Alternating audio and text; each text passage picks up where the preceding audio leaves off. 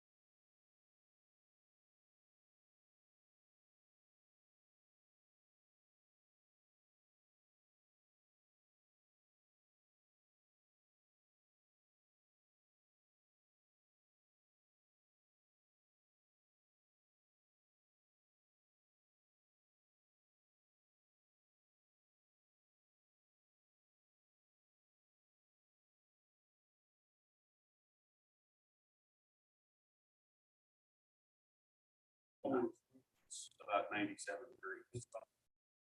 What was it? It doesn't feel terrible right here. Let me get deeper, Mayor. Let me get deeper into it. Yes.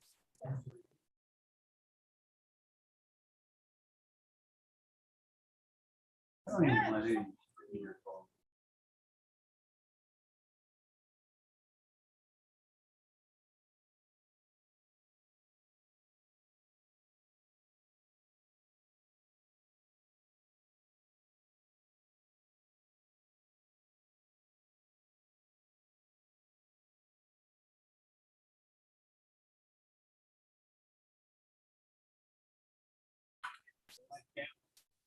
Oh, yeah.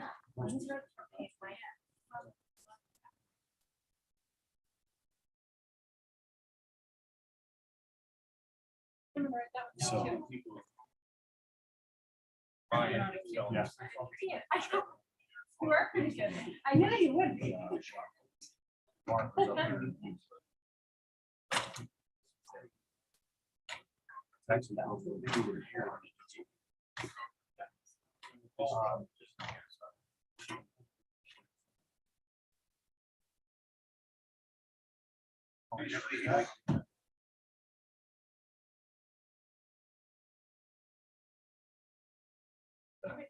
yeah.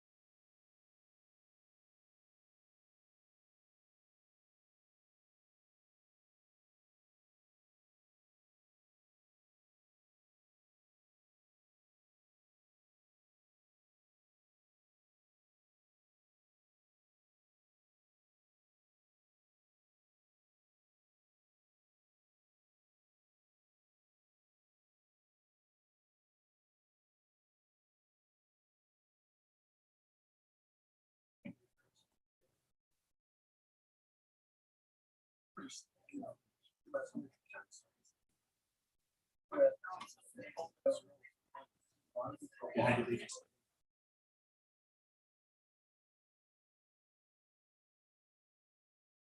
okay. No,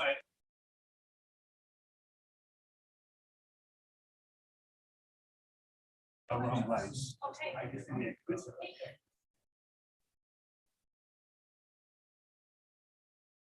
think we're getting better, buddy.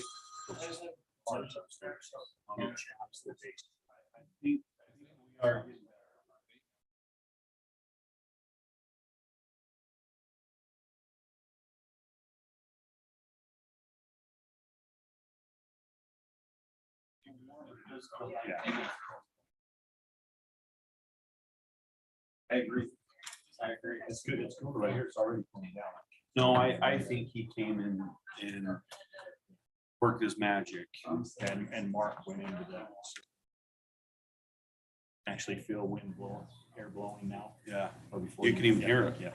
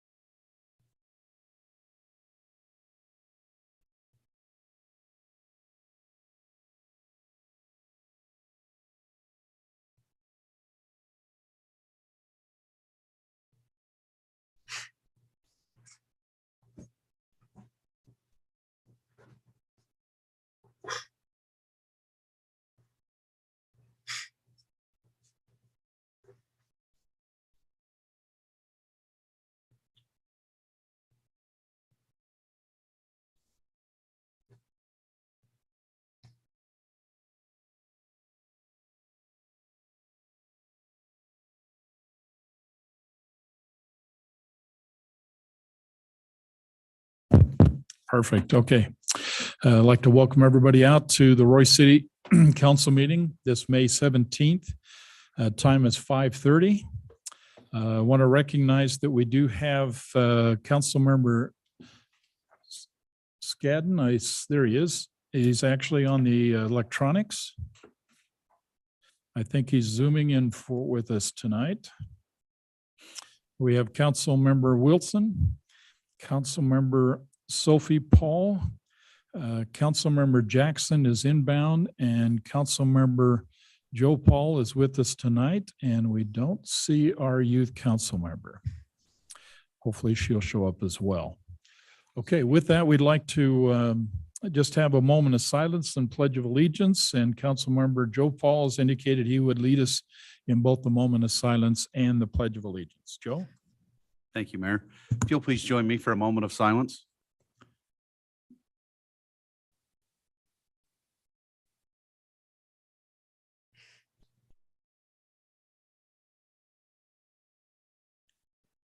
Thank you. If you'll please stand and join me in the Pledge of Allegiance. I pledge allegiance to the flag of the United States of America, and to the republic for which it stands, one nation, under God, indivisible, with liberty and justice for all. Thank you. Thank you, Joe. Okay, we do have 4 consent items. Let me just read them off. The approval of the April 5th Roy City Council work session meeting minutes, financial statements, consideration of approving an alcohol beverage license, and also the approval of the sale of a surplus vehicle. Council, any questions or comments on the consent items? Okay, I do have one. Matt, maybe you can help us since I don't see Amber here. Yep. if council, if you look at the financial, this is the 10-month summary. And by the way, Matt, I do enjoy that document. It's just giving us kind of a snap in time where we are in terms of our financials.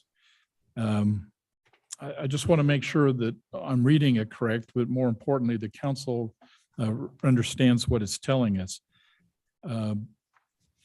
What it's saying basically is in terms of the revenue, we're moving along pretty good, at least in terms of the property tax, sales tax, franchise tax on the revenue side of the process. And we're sitting about 82% of where we should be. But I look at the expenditures and it's basically summarizing about 66, which means that our expenditures for the most part are much less than what we budgeted. In essence, we still have about, at least on the first page, about $7.4 million that's in our budget that we're still anticipating that we'll spend. But the indicators suggest on some of these, I'm not so sure how that's going to happen, but am I reading the document correctly? Yeah, when you do look at the financial statements, one of the big differences between here and the annual financial reports is there's a lot of accruals that go into play, such as 2-month lag in sales tax, Right. Property tax comes in mainly in March, but also you have different portions. A lot of the big ticket items are oftentimes projects. So if a project is delayed or a car is delayed, some of those things can't be purchased. So the timing of that is just much clearer at the end of the year. That's one of the problems that we do have of just sending it out monthly, is because it's not always up to date and accurate per se. Another thing is with this, there's a book in the finance office. It's always been there. That's a lot better detail of every month by month by month. If you guys are ever interested in looking at that, you're welcome to as well. So I hope that answered the question. You are looking at that correct. That's the actual numbers in the budget. Right. So that's what has been spent. That is what has been recorded as revenue. Yeah, so the actuals year to date against the budget and then the variance on that and the percentage of that. A couple of them obviously are over 100, 101, 102%, but that's not a big deal on the revenue side. But I was really quite impressed. Impressed in the sense is that we're not seeing a lot of the expenditures that maybe we would normally see or still could see over the next 2 months of this fiscal year. And so it's impressive, obviously, but just recognizing the fact that there's a big variance there. I think about $3.6 million variance, okay, which is impressive. Fairly large, yeah. And that's the same as it relates to the franchise elements in the back, stormwater and some of the other enterprises that we've got. So in all fairness, it looks 10 months into the budget. We're looking pretty good. Thank you. Yeah. Okay. Council, anything else you want to chat about or think about or ask questions before I ask for a motion to approve the consent items? No. Okay, with that then, do I have a motion then to approve the consent items as written? So moved. Okay, just hoping we'll get somebody out there. I was about ready to call on Randy. He's in Miami. Trying to I'll share, second trying it. to share the wealth. And thank you. That's second. All in favor? Aye. Aye. Thank you. Any opposed? Hearing none, those are approved. Okay, this is a public comment period. If you have anything you'd like to share, please come up to the mic and just give us your name and address. Any topic, anything you'd like to talk about? Okay, seeing none and hearing none, we'll go ahead and move to, we're not doing any action items, so we have a presentation. Brody, it looks like you're going to talk to us about the victim advocate presentation. I am, Mayor, thank you. So we've talked about the Victim Advocate Program a couple of times. We're required by our grant to present to the body a couple of times. Mostly just wanted to give the council an update. We had some changes in employees in the program. We have Kim Olson, who presented last time. She actually had a baby about 6 or 8 weeks ago and will not be returning. We have hired a new person that unfortunately couldn't be here tonight, but her name is Caitlin Sepley, I believe is how it's pronounced. She's doing a great job so far, very diligent in her research and wanting to help people, so that's good. We actually still have an open position. It seems as oftentimes when we interview people, they either have a new job or a higher paying job already. So we've had that other position open for about, I think, 5 months now. So we're still working to trying to get another one to come in and help us. But overall, it's still functioning well. Just kind of a few key points for the council, and then I'll entertain any questions that you guys have. But roughly 50 to 55% of the people that we help are domestic violence related offenses. And that percentage has stayed pretty consistent through about the last 4 years. The numbers have fluctuated a little bit. 2020 was obviously an interesting year where we actually saw a lot less of other crimes, but we actually saw more domestic violence related offenses. And those offenses cover assaults, criminal mischief, threats, stalkings, a myriad of cases, but it's mostly assaults and criminal mischief, which is destruction of property. So and kind of shifting just out of the victim advocate, I mean, obviously the victim advocate takes the situation at the end, right? But just so the council is kind of aware of some things that I'm seeing with some of the stats, and then also in my, as the prosecutor for the city, what I'm seeing. I don't have the actual figures here, but if we figured them out, I would bet since what I would call the start of COVID, March 2020, we'll say, I prosecuted more DUI cases from then until now than I did in my entire career previously. So our numbers are staying consistent as far as arrests and those type of things. But what I'm seeing, and again, I don't have data, this is just my observations that I'm kind of talking about. I've talked with Police Chief Gwynn quite a few times about it. What I would say when I first came to Roy, an average blood alcohol content on a DUI would be, I would say 0.1 to 0.16. That would be an average. Right now, I don't think it would be unreasonable for me to tell you the average, and again, this isn't data, this is just my observations, would be 0.18 to 0.24. I've had 3 cases in the last year that were above a 0.3. One was a 0.38. So just something to kind of make everyone aware of, think about. Some of that, a lot of that could be contributed to COVID and the pandemic and the shutdown. It would be interesting to see some research as to whether the 0.05 is helping or hurting that. I kind of have a theory that because the law is so low, people are just don't care. They go and they just do what they want. Again, this is just my observations. With that, we have had a lot more victim impact statements in DUIs with destruction of property accidents. Luckily, we haven't had fatalities or anything that I'm aware of. I obviously wouldn't deal with that. The county attorney would, but we've had quite a few parked cars and infrastructure that's been hit with drinking and driving. And lastly, I just wanted to point out Kim, who also couldn't make it and who has left us, unfortunately. We had one of our other biggest cases is dealing with animal attacks, both animal to a person and animal to animal. We had a case that occurred a while ago in 2020, but where 2 dogs got out and killed 2 other dogs. It was very traumatic for the family. Kim, actually, I wanted her to be here to kind of get some recommendation or some commendation for it, but she worked her tail off and went through pages and pages of receipts and anything, and we had quite a lengthy court battle about it. But the judge actually awarded over $20,000 in restitution to that family that lost their dogs and some property with that. So overall, we're still wanting to find another employee to help us and the other cities out, but the program is in good hands.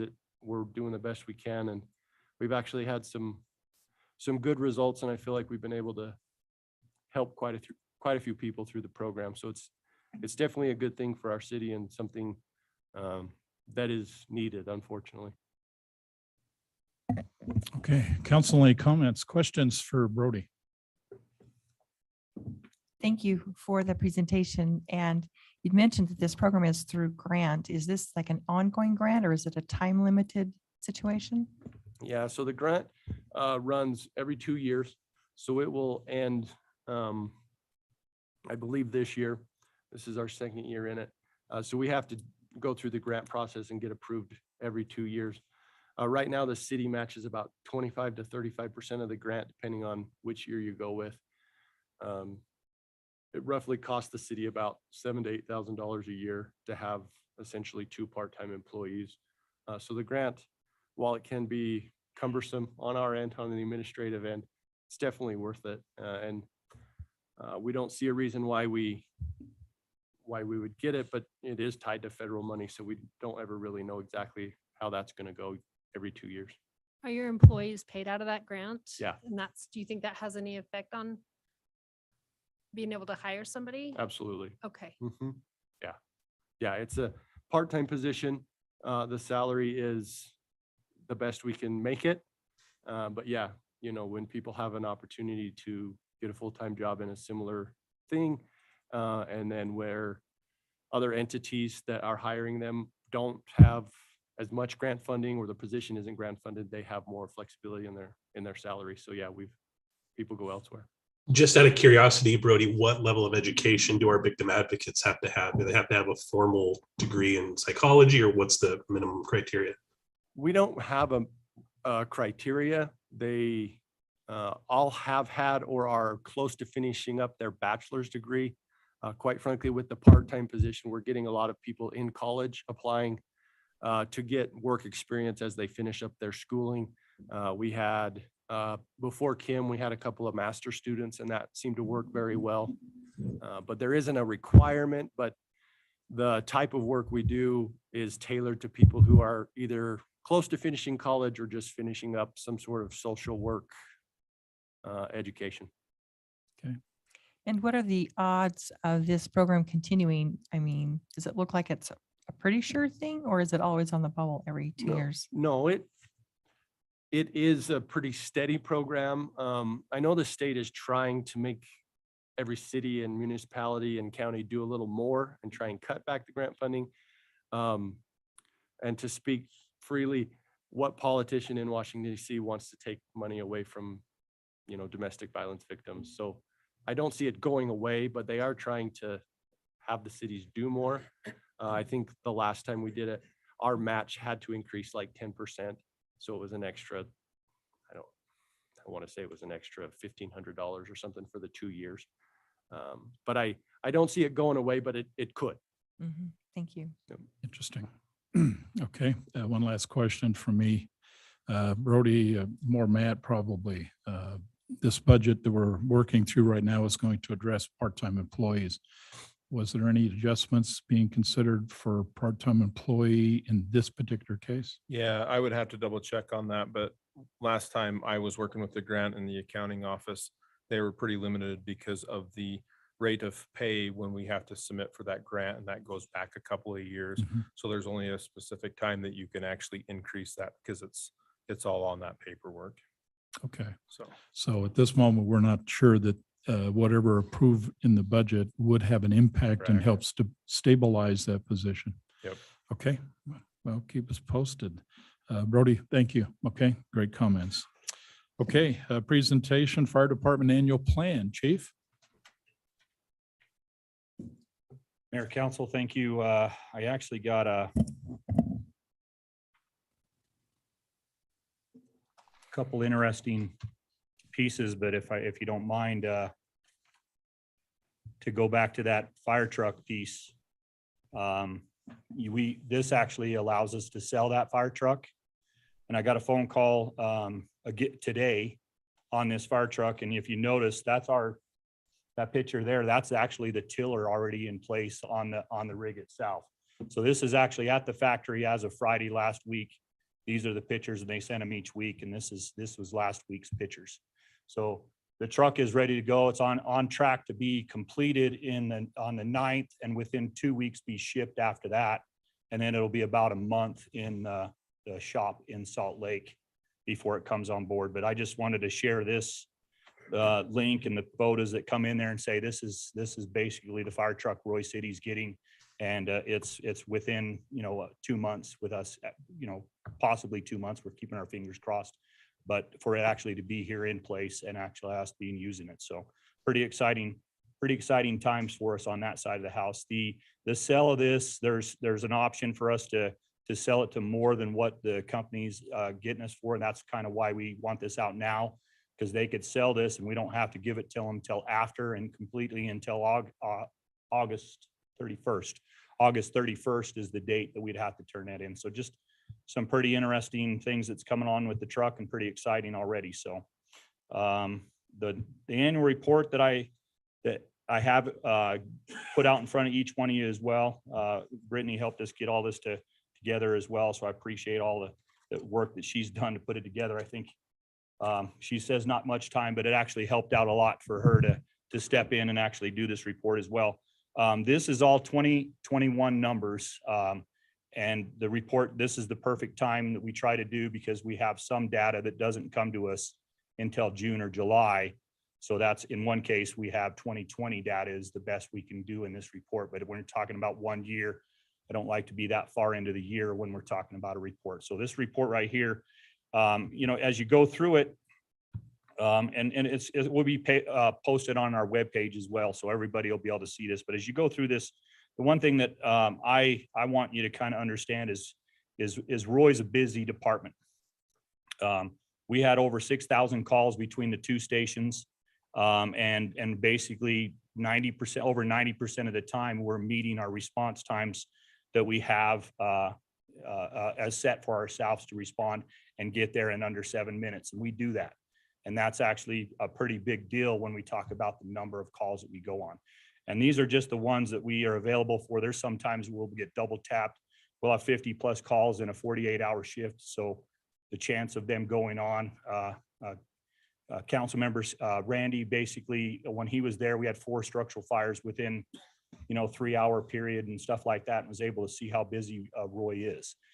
This year, when you go through a fire suppression, this year we haven't been as busy on fire suppression as we were last year, which is good. And I really like that because we had in the county that we respond to in the automatic aid agreements, we had 56 calls to actual working incidents, fires within the county.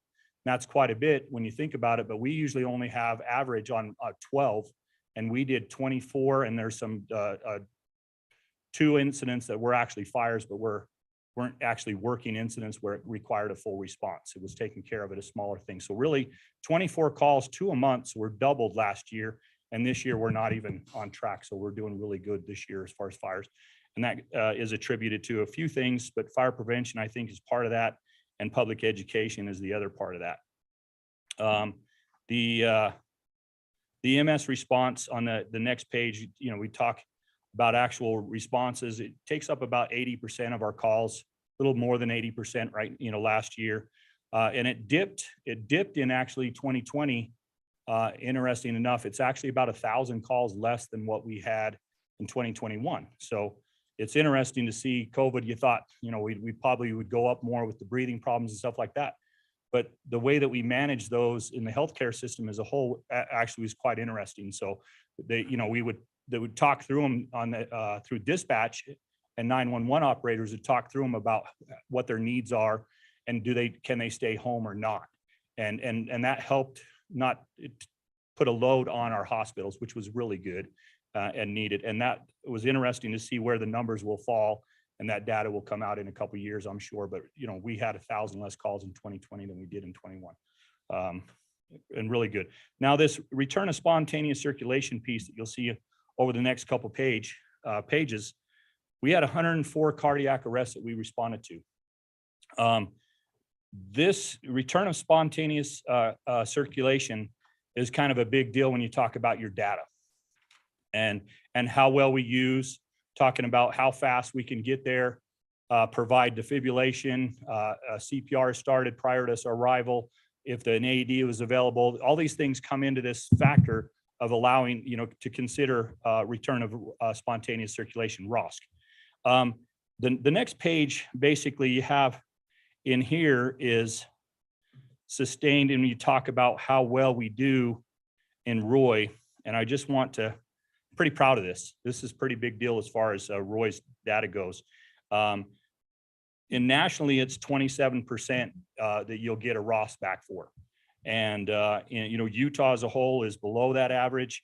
But if you look at our numbers in Roy City and what our medics and our EMTs are able to do, that's 32, almost 33%. So about a third of our people that we can go on cardiac arrest. So 33 of the 100 plus people we go on actually have had ROSC. Now that they may not have be able to come out of the hospital, but they basically, we got that back. And we've had people that have come to the station within a week afterwards that have actually done this. So this is, like I said, I'm really proud of this.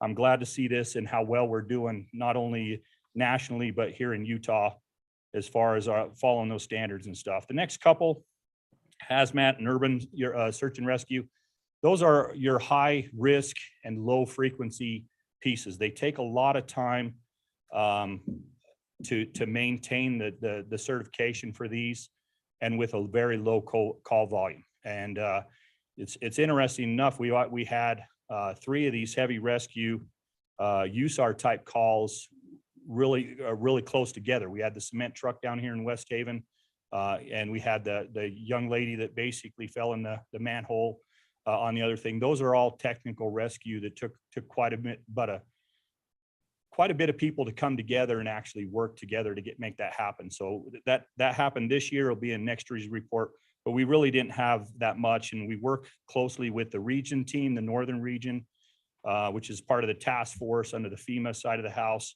And then we're part of Weber County's USAR on the heavy rescue team. So we actually work together to do those things as well.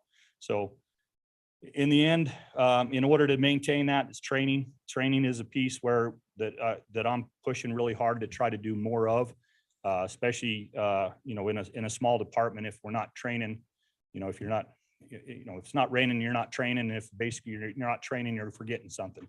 And we can't be a master of all trades, but we've got to be pretty darn close so that when we show up somewhere, we actually are performing as the citizens are wanting us to and expect us to. So that's it. It just has the paramedics and the fire recertification hours per year per person, and run that over 3 shifts with 42 people. Keeps us busy. So fire marshal office, very busy. We're kind of working towards more pub ed, fire prevention, fire visits, and that piece is in there inside the report. And we actually are able to get some more investigators. So we have people on each shift, and we're trying to put together so that we work together as a county to be a task force on that side of the house. It's been a number of years since the county has had a investigation team that's part of the county. So if there is an investigation needed, just like police, and there's something goes on, you cross over and help each other out when you need an investigator to show up, or a detective, is that sort of thing. So that happens on a regular basis. So other events, it's done. And then basically at the end, like I said, we're busy, but we take pride in what we do. And we're pretty excited to basically put these type of documents together so you can see them.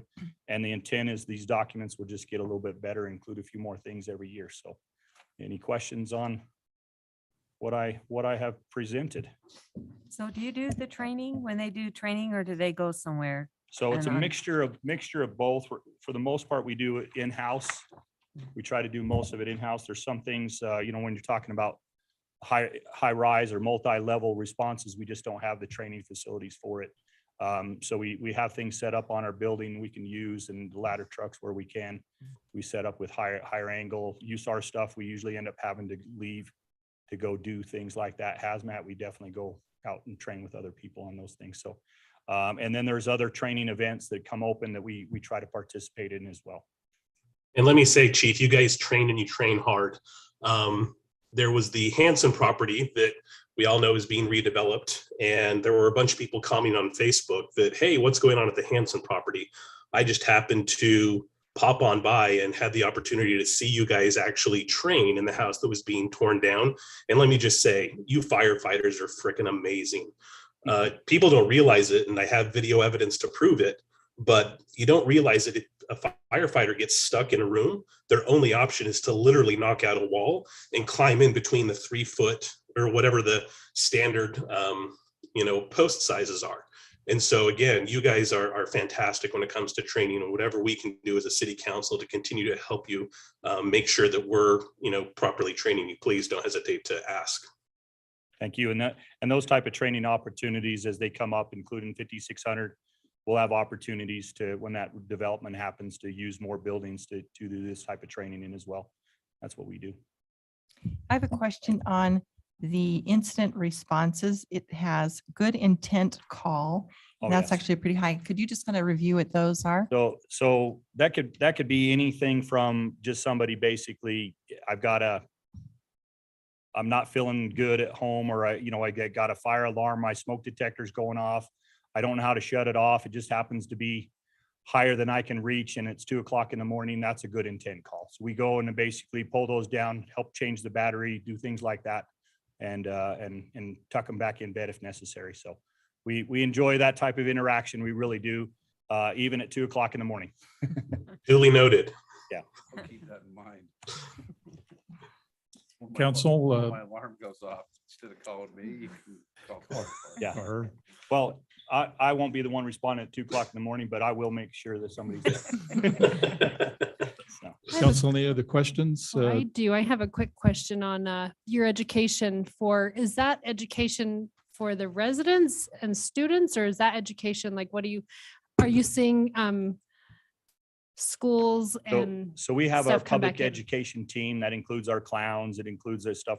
And we put together, COVID was very difficult for that because they ended up, the only way we could get into schools to do education for fire safety and just safety related items was we put together videos and actually would have those videos and they would present them to classrooms in smaller settings where we used to do assemblies, and we would go to all the schools, every single school in Roy, we would attend and do those type of events. So Have our you edu- started that back again or not they're, yet? they're doing videos right now, and Okay. we're hoping with all things being equal, we'll be back in the schools this fall. What about field trips to the So- fire station? So we are allowing field trips, and they're not from the elementary schools. We haven't been doing that this year, but we are doing daycares and child care that bring their smaller kids in. We've been doing those. We don't, not big, huge groups, but we've been allowing the schools to come in. Okay, great questions. Council, anything else? Appreciate the work. It all Thank looks good. Thank you. Chief, thank you. Great discussion. Pass our thanks along to your team. Okay.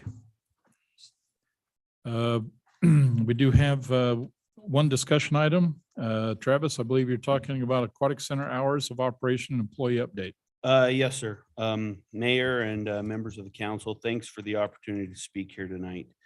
Unfortunately, I don't have the best news. We do not have enough qualified lifeguard applicants to keep our normal operating hours at the Aquatic Center. We have about 45 who've signed up right now. We need a minimum of 60. So what we are recommending, so employees do not have to work 6 shifts in a week or 6 days a week, is to not be open currently on Sunday. We really only had 2 choices, Sunday or Monday, because Tuesday through Saturday have private parties that we were already committed to. So we only had 2 options there. And the reason we wanted to leave Monday open is Monday is family night for Roy residents.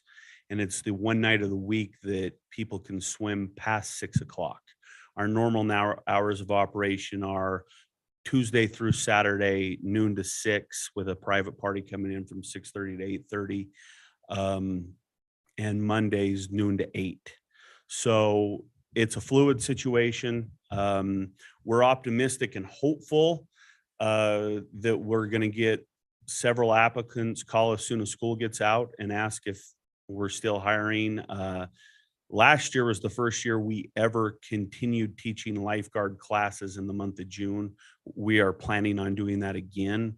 If we get more applicants, we can come back here and revisit this situation to possibly open back up on Sunday. But as of right now, at least the one Sunday in May that we're open and all of June, we would not be able to properly staff it. Is there a lot of people that come on Sunday? Yeah, what's going to be, do we have a projected like revenue impact that we're going to see from that? You know, it's and I'll double check those numbers. I don't have them off the top of my head. I can get them sent out to you in the next day or so. Sunday and Monday historically are pretty even days as far as revenue goes. Sunday's a good day. The irony is every day is a good day if the weather's good. Right. You know, I had somebody tell me a long time ago, operating pools is real easy if it's 90 degrees. Right.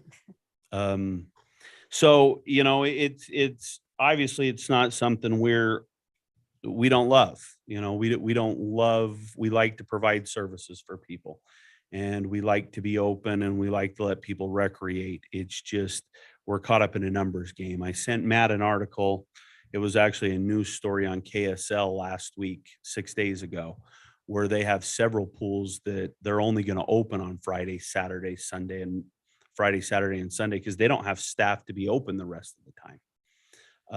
It's a national shortage of lifeguards. We did great for office staff. We filled that up very quickly, but lifeguards, I don't know if it's asking them to take 27 hours of classes, which is required by the Red Cross. I don't know if it's the possible anxiety of stress of what they do, because it is obviously very critical, the job we ask them to do. We're just not seeing them not only happen in Roy, not only happen in the state of Utah, but this is a national problem right now. What day are you planning to open the Aquatic Center? We are opening on, it's the Saturday before Memorial Day. I believe it is May 28th. So you'll just be open Saturday and then We'll on open Memorial Saturday Day. and then we'll open Memorial Day, Tuesday, Wednesday, Thursday, Friday, Saturday, and then be closed again on the Sunday. So is it this year that you changed the out? Was last year, was it 12 o'clock? Or is it Last just year, starting this year? this year is the first year we've done the 12 o'clock. Okay. Last year we opened at 11, Okay. working with maintenance. They needed a little bit more time to make sure the facility was ready to go. We were scrambling quite often to open it up at 11. So last year we came to you about opening it at noon, and this will be the first year of that. Okay. Council, any other questions for Travis? Okay, then I think what you're asking and the records show that basically we're going to proceed by authorizing then the Aquatic Center to close on Sundays until further notice. Yes, sir. Everybody agree with that? Mhm. Okay. Thank Randy, you. I assume you're still with us. You okay Yes, with sir. that too? Yep, completely fine. Yep. Okay, thank you, Travis. Close Sundays. Perfect. City manager and council report, Matt. Yeah, I just sent that link over to you if you wanted to look at that KSL article as well. I just have one thing for you tonight. We spoke about the rodeo, the Ogden Pioneers Day Rodeo in our last city council meeting. Brittany did a great job of sending out a survey, and I just wanted to follow up with that.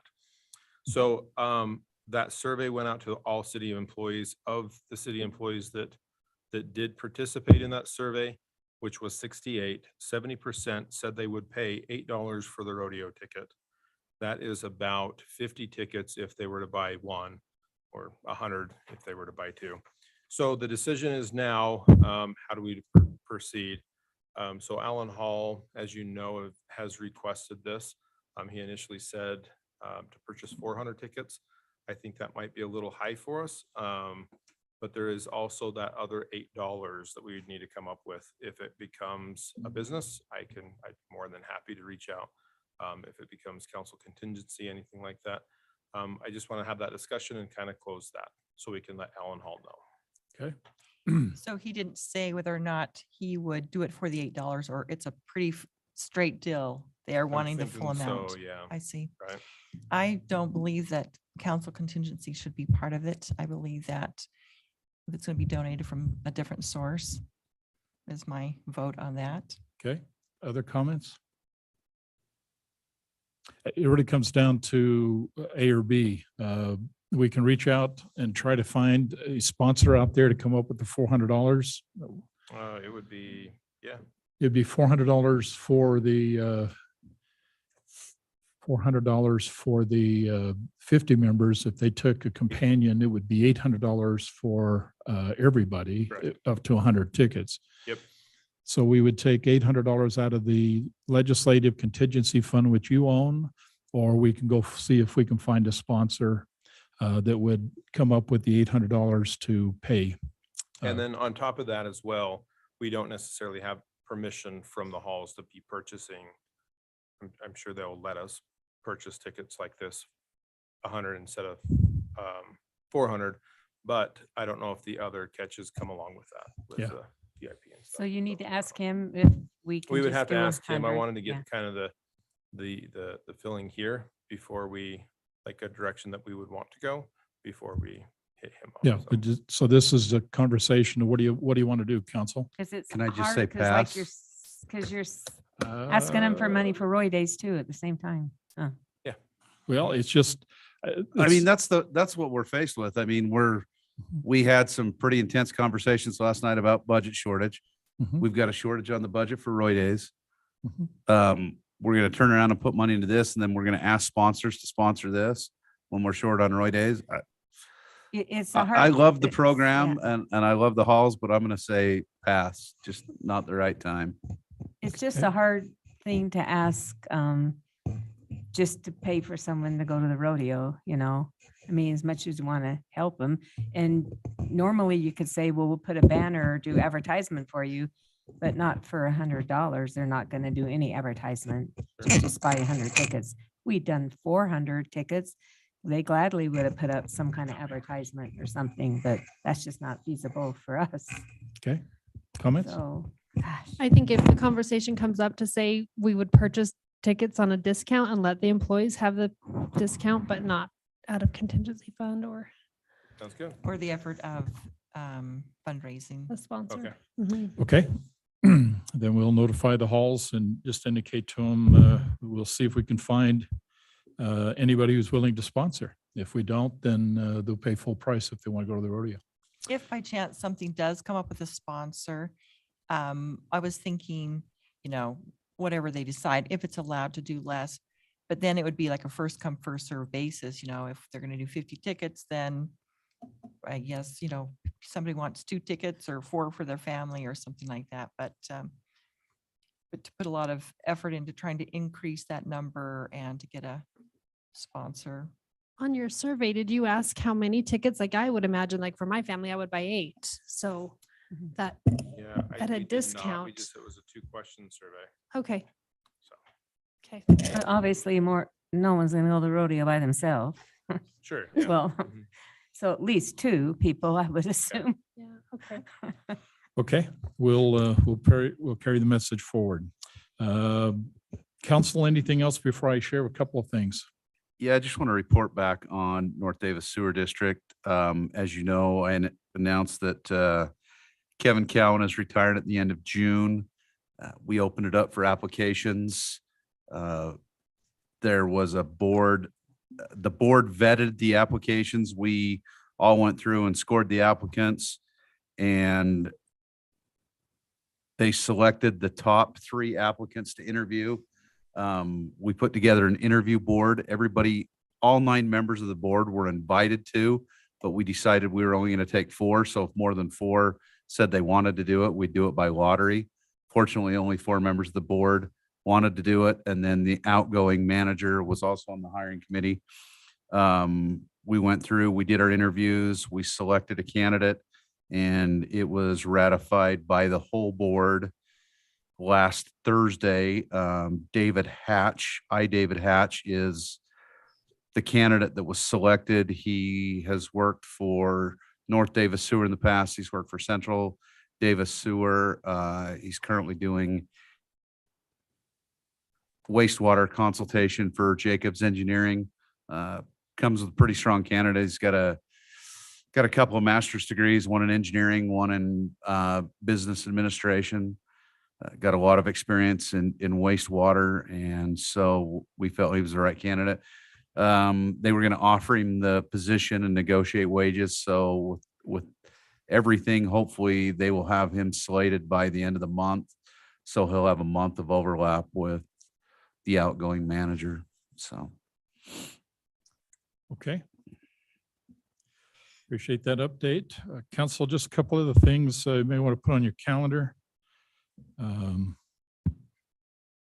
Sorry, I'm writing the North Davis Sewer District Manager data down. A Memorial Day event, that is the 30th. The American Legion Post Unit 139 will basically be doing their annual ceremony to start at 9:30 in the morning. If you'd like to be there, it's kind of an enjoyable event in large part because they get the public to go out there and post flags on all of the veteran cemetery plots in the Roy Cemetery. It's quite an interesting ceremony. I've done it for a number of years now, and it's kind of rewarding. My comment to you would be is if you want to leave a lasting memory, bring children. The children seem to really appreciate that probably more than the adults do. Adults is a little sobering, but the children really get more of the spirit, if you will, of the of what Memorial Day or flag, or excuse me, it was Decoration Day. They've named Memorial Day a couple of different things, but what Memorial Day is all about. So again, that will be 30 May in the morning at 9:30 at the Roy Cemetery. Miss Roy pageant is coming. That'll be the 16th of July. There may very well be a possibility I won't be there. Let me just share with you what that means.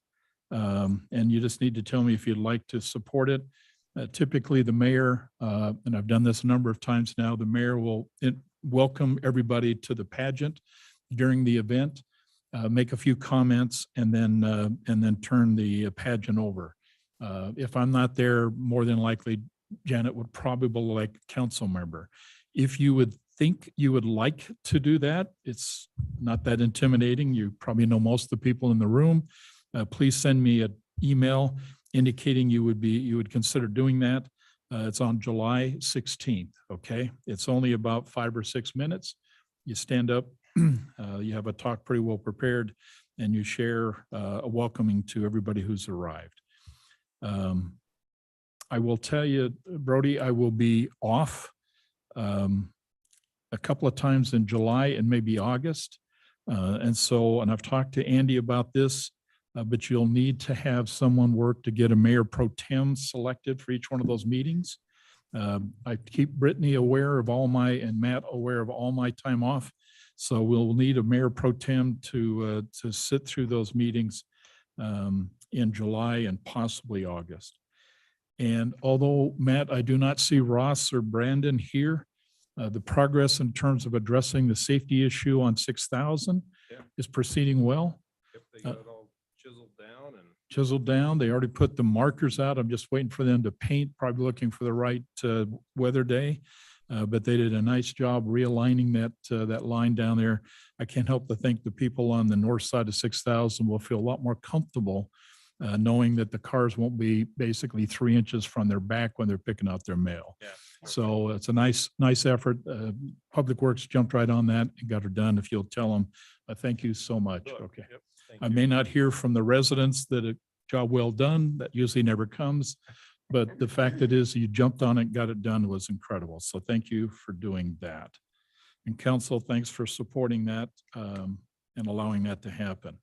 Okay, that's all I have. Anything else, council, before I ask I for was a just motion? gonna ask Travis, so the watering of the cemetery, that's just once a week then that they can water that, right? I'm going to be honest, that's one that we will water a little bit more. Okay, out of 'cause- respect of what it is, that will get more watering than others. Okay, that would make me happy because I was over there Mother's Day and I'm like, oh, please rain before Memorial Day because it was so dry. So, Here, the guys are working hard, getting water in lines and getting, a rough winter, making sure valves and everything. right. We're starting to fill lines. But all the headstones that I visited were all weed-eated and looked really nice. They do such a good job there. I met a friend at my neighbor who had passed away. She grew up across the street from there, and she said of all the cemeteries she's ever been to, her parents are buried there. Roy is the best maintained cemetery, and I agree. I go to a lot of cemeteries on Memorial Day also, and you guys do such a great job taking care of that. Yeah. Other comments? Go ahead, I Diane. mentioned that they are going to be having some concerts in the park, and I couldn't find the exact days, but I think there's one coming up. There's going to be like 3 that have been scheduled. So we'll just try to make sure we get that out to everyone, but they're excited to finally get that program in the I was works. just thinking that lady that came and did the, what's it called? Over at iOmega, where she was gonna sell, the farmer's market. Has that happened yet, or is that? We're still working with America First and Oh, okay. Because I remember she said May, but then I can't remember for sure when that was. so. Agreed. I believe we received just the one RFP for the project, but it was also slated to be in America First, so it's kind of on them. They have other obligations for that park right now. The COVID testing, thought it was over. They started retesting over in that area and just wanted to check those obligations. Oh, okay. Okay, good. One thing I wanted to report, Mayor, is another stewardship is over the police department. Week and a half ago on Friday, we had the pleasure of attending the police banquet. That was well put on. Had a couple of good speakers. What I took away from it was all the awards that was given out, the different merits and the different units and that. I don't want to put your group on the spot, but it'd be, if you want to, I think it'd be appropriate to post some of those on the Facebook page, just to let the people know. It was good for us as council members to see what's going on and, what our officers are earning and what they're going through, different things. Post it up and we can share it. I think that'd be good if possible. But it's a good turnout, and I appreciated to hear some of the stories of heroism and that. So Yeah, it was very eye-opening and sobering just to see basically what our police officers deal with effectively behind the scenes. It's out of sight, out of mind. And to hear some of those stories was it was quite, again, sobering is the best word I know how to describe it. even the Hero in the Community Award, I thought that was, Yeah. I hadn't heard about that before then. So that was Likewise. good Well, to hear that story. And I imagine that's what Brody was alluding to earlier in his story. And the cold case, I was impressed by that cold case. Yes. Yeah. Yeah, I think chiefs, anytime, and department heads, anytime you can provide some feedback in a public setting, I think that's perfect. Definitely the council, but more importantly to the public. There's no question that the contribution that our employees provide to the city is off the charts. The fact of the matter is often we don't know about it. The council sometimes doesn't know, and certainly if we don't know, more like the public doesn't know. But there has to be, in our opinion, as leadership, there has to be those moments when we share these kinds of things. If for no other reason, maybe I can use this approach. On the 25th and 26th of June, Hill Air Force Base is going to open its doors to, as Chief has said, 700,000 of our closest friends. They do that for a couple of reasons. One is that certainly they do that because it's a recognition of an appreciation for that base being in our neighborhood and a community that really respects that. But more importantly, okay, and I've done many of these things over my career, they do it because you need to see what your dollars, hard work, efforts is paying for. You're going to see things that you probably have no idea exist. And yet these elements basically, in my opinion, defend the very rights and freedoms that we have. And so with that, Hill Air Force Base is going to give you that snapshot, that one time a year, one time every 2 years to take a peek. It's impressive, but more importantly, it's informative because you can really see how they do the best things they do. The same goes with us. we have an opportunity to share both our successes, but oftentimes we don't have a choice, but we also have to share our weaknesses. Usually the news media helps us with that. But anytime we can share our successes, then let's do that in any medium we can, because when the people start to realize what we already know, then I think it makes their contribution and what's happening in Roy more important. It makes this community a much better community. So Well, take to advantage of that. spotlight the level of professionalism and experience that we have in our city on both public safety fronts. Yeah, agreed. And it also goes to Public Works and Parks and Rec, our administration. It's a whole team effort. And so please take a moment if you can, when you see opportunities to share and talk about some of the things already happening in Roy, do that. I certainly do with the people I talk about and talk with, but you need to do that because sometimes you're closer to the action. So if you'll do that, I think it helps our residents to recognize that they really do live in a great place, and you do try to make this place a great place to live. And so, Will there be advertisement in our connection magazines about that to get the word out that that's coming? So that, you know? yes. And in fact, part of my article I sent to Brittany talked about the upcoming air show. That's in there. But there might be other opportunities. And I surely ask you, when you're asked to be the council corner, take advantage of that. Use whatever you have to illustrate that. But more importantly, we only have a couple of paragraphs.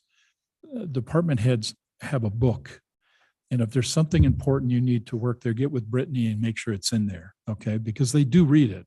It goes to 15,000 or 16,000 addresses, and people do read that magazine. And if you're telling them the story, then they're much more informed. So take advantage of that if you would. Last comment, then we'll ask for a motion. Diane, you mentioned the concert in the park. I think I remember one is going to start in June.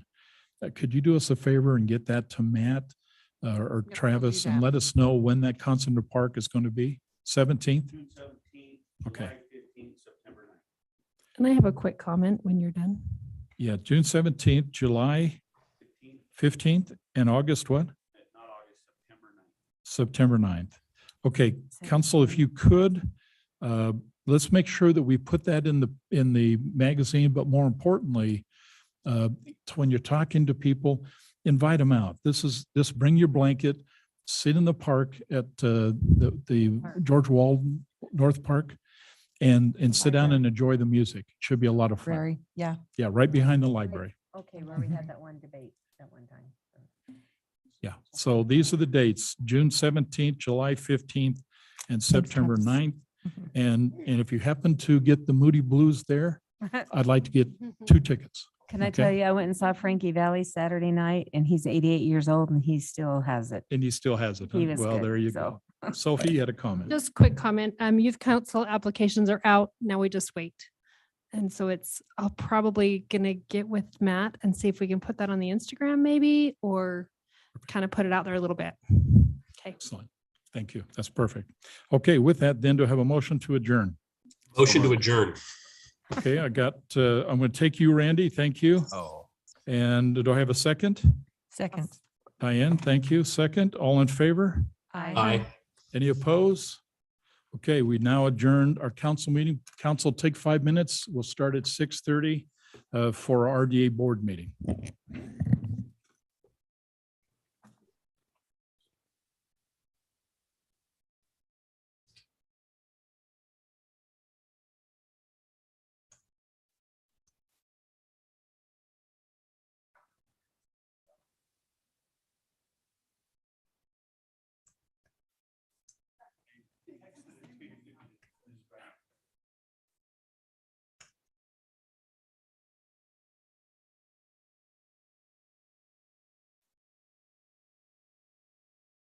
I'm actually, so the report I gave you.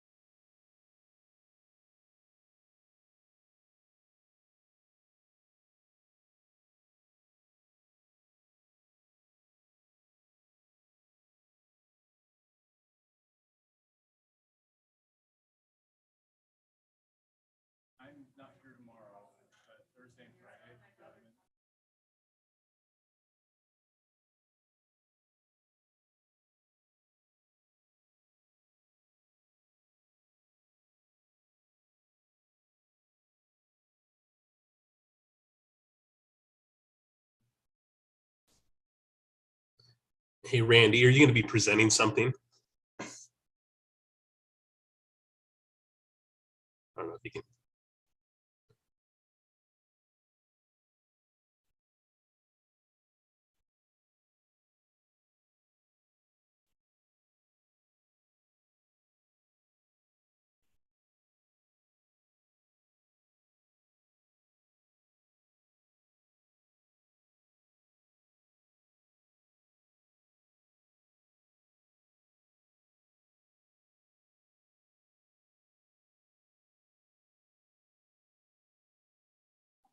I just emailed you.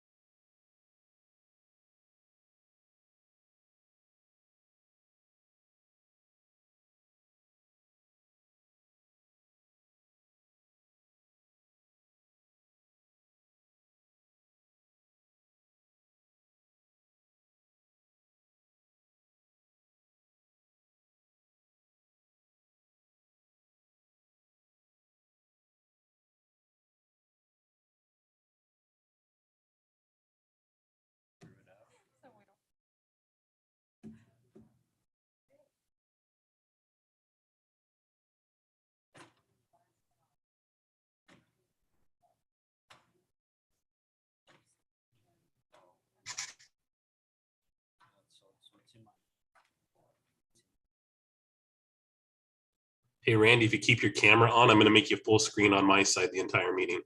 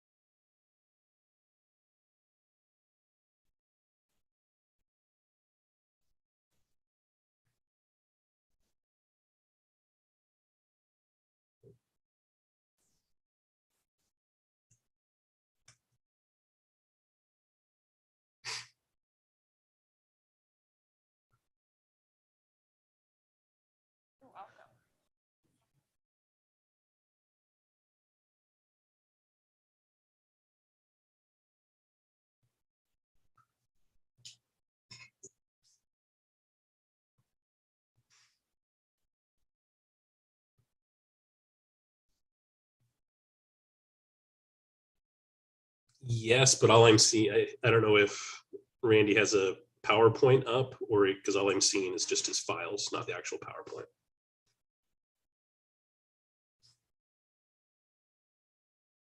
If you guys are trying to talk back to me, I can't hear you.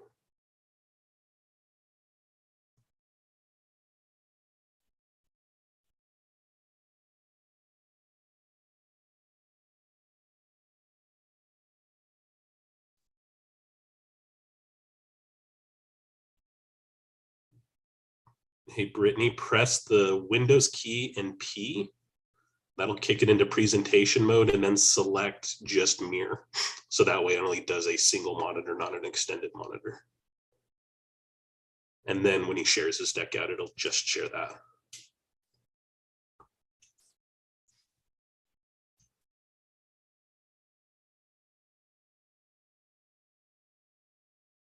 There we go.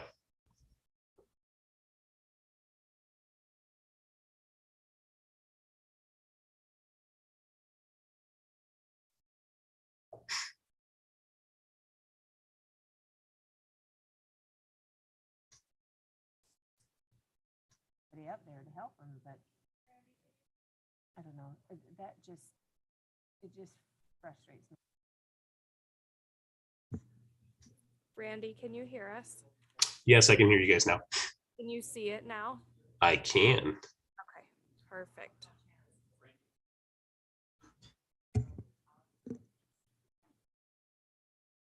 Yes, he is in Miami right now. Yes, and for the public record, I skipped the Miami Heat Boston Celtics game 1 of the Eastern Conference semifinals to attend this meeting. So it better be good, Randy Sant. Better be good.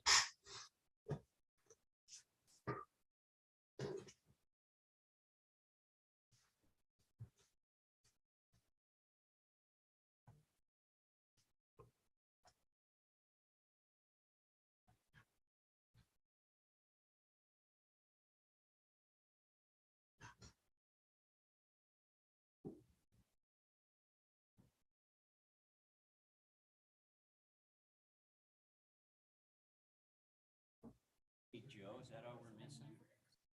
Joe and Matt and Brittany. Got to get the whole crew here. Did that answer your question, by the way? That's okay.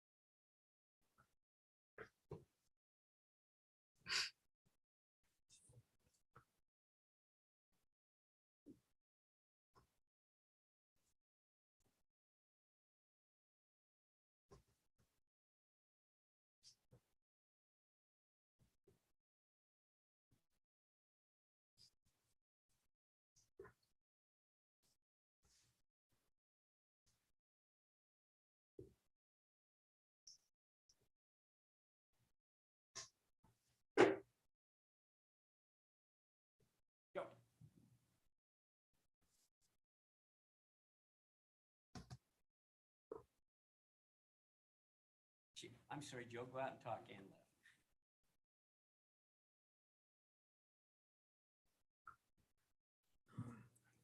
Why am I the stepchild tonight? Ann just stepped out too, but I think we need to get started. So let's, Brittany, are we good to go? Okay. We got a little bit of formality up front, so we'll give Ann just a second and then we'll jump right in.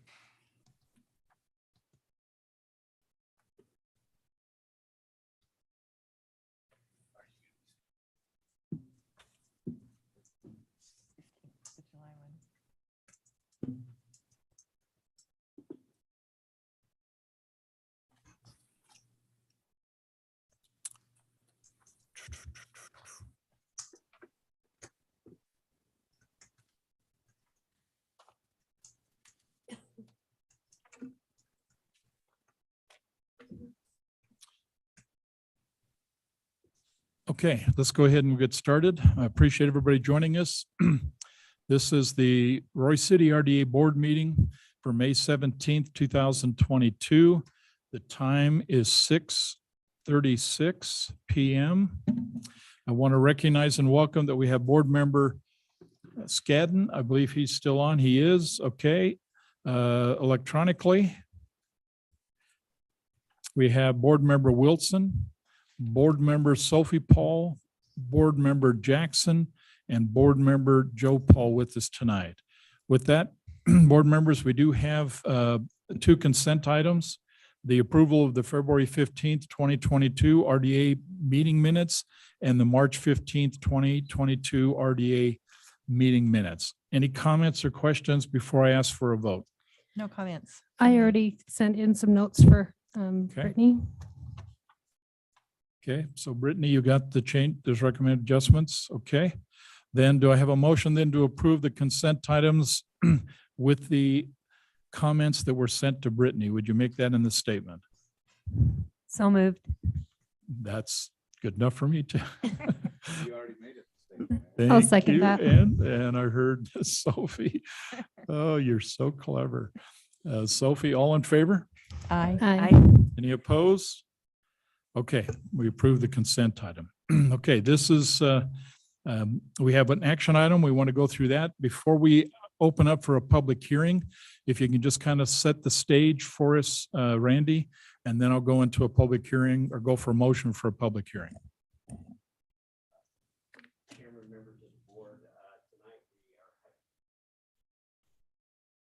Maybe be their microphone a little closer so we can hear you better. Thanks. Yeah, as I say, I can't hear him. Is it even on? I don't think it's on. Should be a button on there. Be on the, Okay, is that better? Better. Much better, yep. Sorry.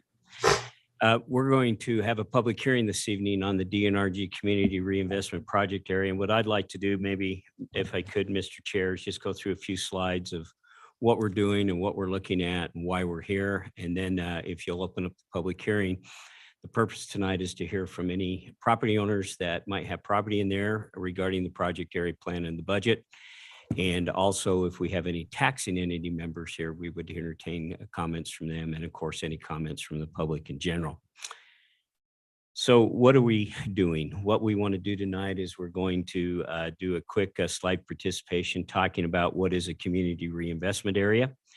And then we want to talk specifically about the DNRG CRA, and community reinvestment areas are CRAs. Under this, an RDA is actually a creature of the state legislature. The state has given authority to cities to create redevelopment agencies and to create community reinvestment project areas. We're governed under Utah Code 17C is what we are governed under. And in particular, the community reinvestment is under Chapter 5.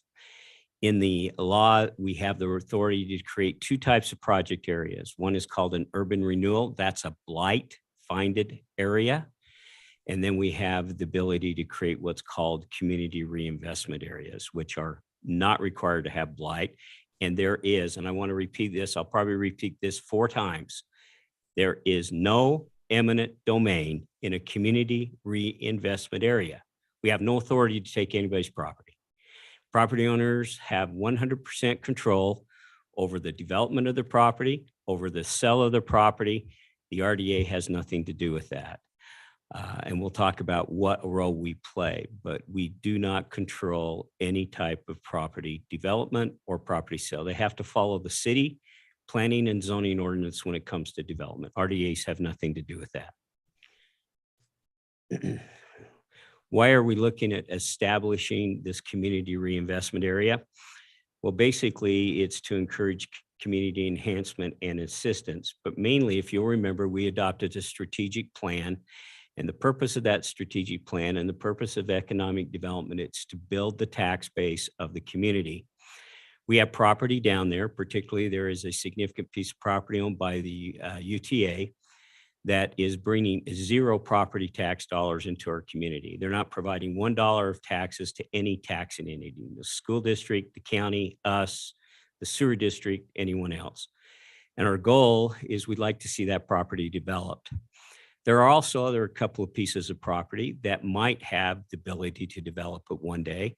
And if they do, we're not sure what that development might be or what needs they may be, but we hope that the RDA can be a tool to help increase the tax base in that area. Again, I've just put a couple of things that we have the right to do, so we can use our financing tool to aid existing businesses. We can use it to help new development. We can build infrastructure. We can do affordable housing. We have the ability, if they're particularly in the blight area, you usually see the crime period. So you have the crime reduction in those. And we can hopefully expand employment opportunities and meet other goals and objectives that we have as a city. And again, our main goal for this is we want to develop that tax base. The process of creating a CRA, I've only outlined the general steps. There's 26 steps that we go through when we create one of these, but the main steps are, first, we adopt a survey area resolution. And we adopted that. I can't remember the date when I was doing this, so I don't have it, but I believe it was back in January or February that we created that survey area resolution. The next thing we do is we need to create a project area plan, and we need to create a project area budget. The plan has specific requirements we have to look at in the redevelopment law, and that plan was created and has been available for any public inspection for the last 30 days. The budget's an estimated budget. We're trying to guess what we think the value will be, increased value when development does happen in that project area. And in particular, our budget's looking at mainly the UTA property. We're not sure what other's going to happen, but we've tried to do the best that we can of guessing what we think increment will be generated. Step 3 is we have a process of notification. We are required by law to send a letter or notice to every property owner, and we go into the county record and look at where is the tax notice sent. That is the address that we send our notice to. And we have to send that 30 days prior to the public hearing. In that letter, it tells them what the date is. It tells them the project area plan and budget are available if they want it.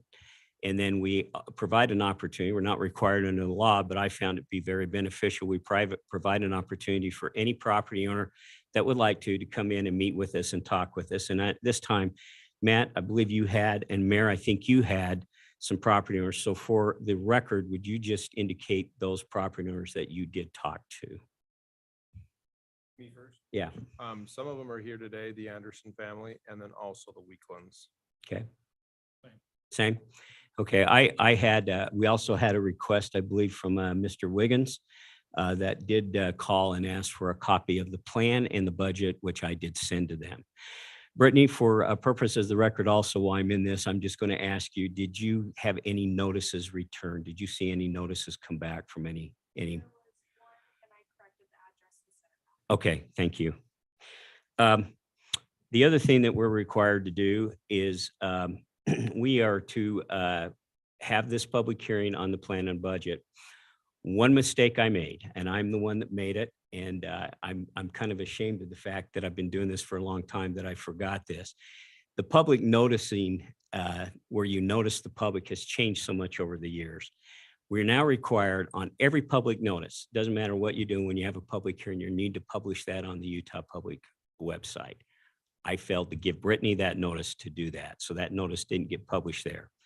But what we're going to do is we want to continue, we want the public hearing tonight because we noticed the property owners to be here. So we want to hear their comments, we want to hear their input. And then what we'll ask you to do is make a motion at the end to continue the public hearing to the June 21st meeting, and we will publicize that notice in the paper.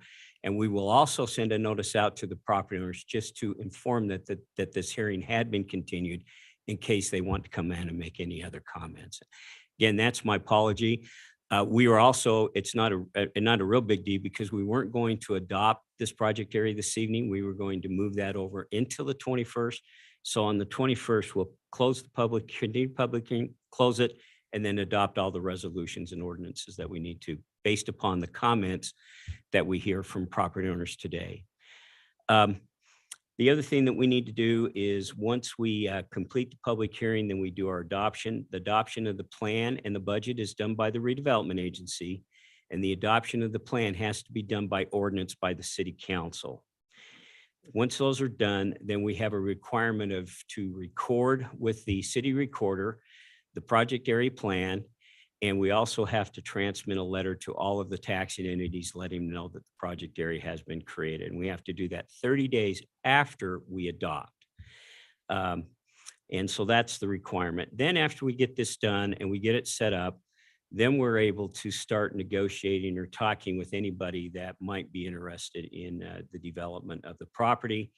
And also to get the budget, we adopt the budget, but we don't spend $1 of any money until we've gone to all of the taxing entities and got them to approve the budget through an interlocal agreement. So that's a critical step we have to do. We still have to go to them and ask them if we can utilize their money to help proceed with what we want to do. Then the last step is we negotiate with developers, property owners, or whatever for the use of the increment if they have any plans for development. Again, want to mention that we do not have the power of eminent domain. We do not condemn property. And the other thing I wanted to point out here, we have an incentive policy, and that incentive policy requires that the RDA board will approve any terms and use of tax increment financing in public meetings. So even if we have a developer or anybody come in and want to use the increment, we still have to come back and go through you to get that final approval before we use it. So even if we have a budget, even if we get the interlocal agreements approved, we still have to come back to the agency to get your approval to spend those dollars. One thing that I found is a lot of times we get into public hearings and sometimes property owners get a little concerned. We do not increase taxes. We do not have a tax rate. RDAs do not have tax rates. So your taxes that you're currently paying, you'll never see a redevelopment agency tax on that. It's the other taxing entities, county, city, school district, fire district, or no, not a fire district, sewer district, Weber Basin Water, Roy Conservancy Water, Weber Dispatch, they all have a certified tax rate. And we use that certified tax rate to consider what kind of increment we'll get. So the taxing entity set the certified tax rate, not the RDA. Also, we have nothing to do with values. The county assessor is responsible to determine how much your property's worth and how much your property tax you're going to pay. We have nothing to do with that.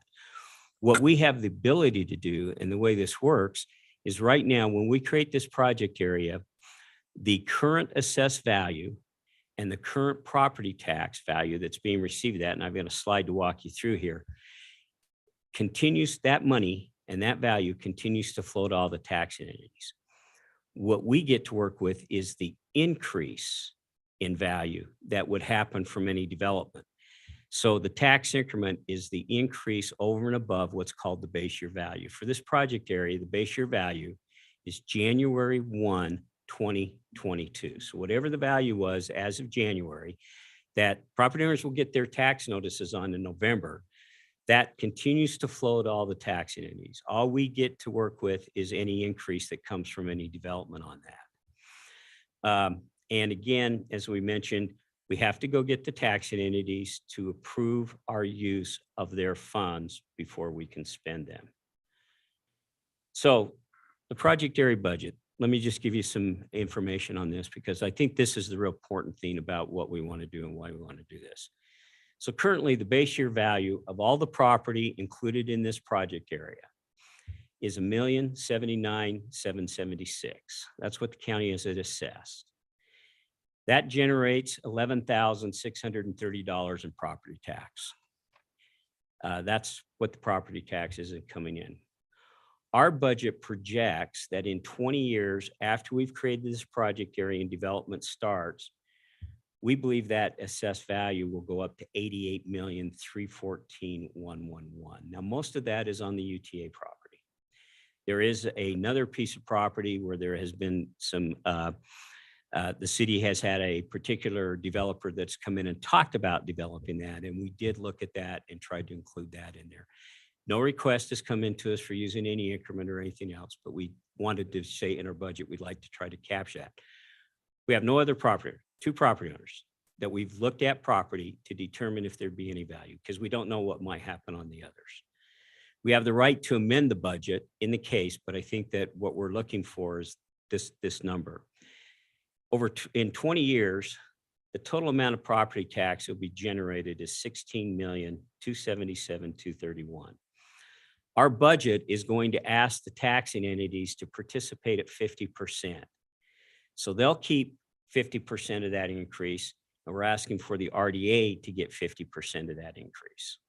So it's a 50-50 share, 20 years. So if you look at that, there would be $8,138,818 for the RDA, and there'd be $8,138,618 for the city. Now compare that back to the number that I just showed.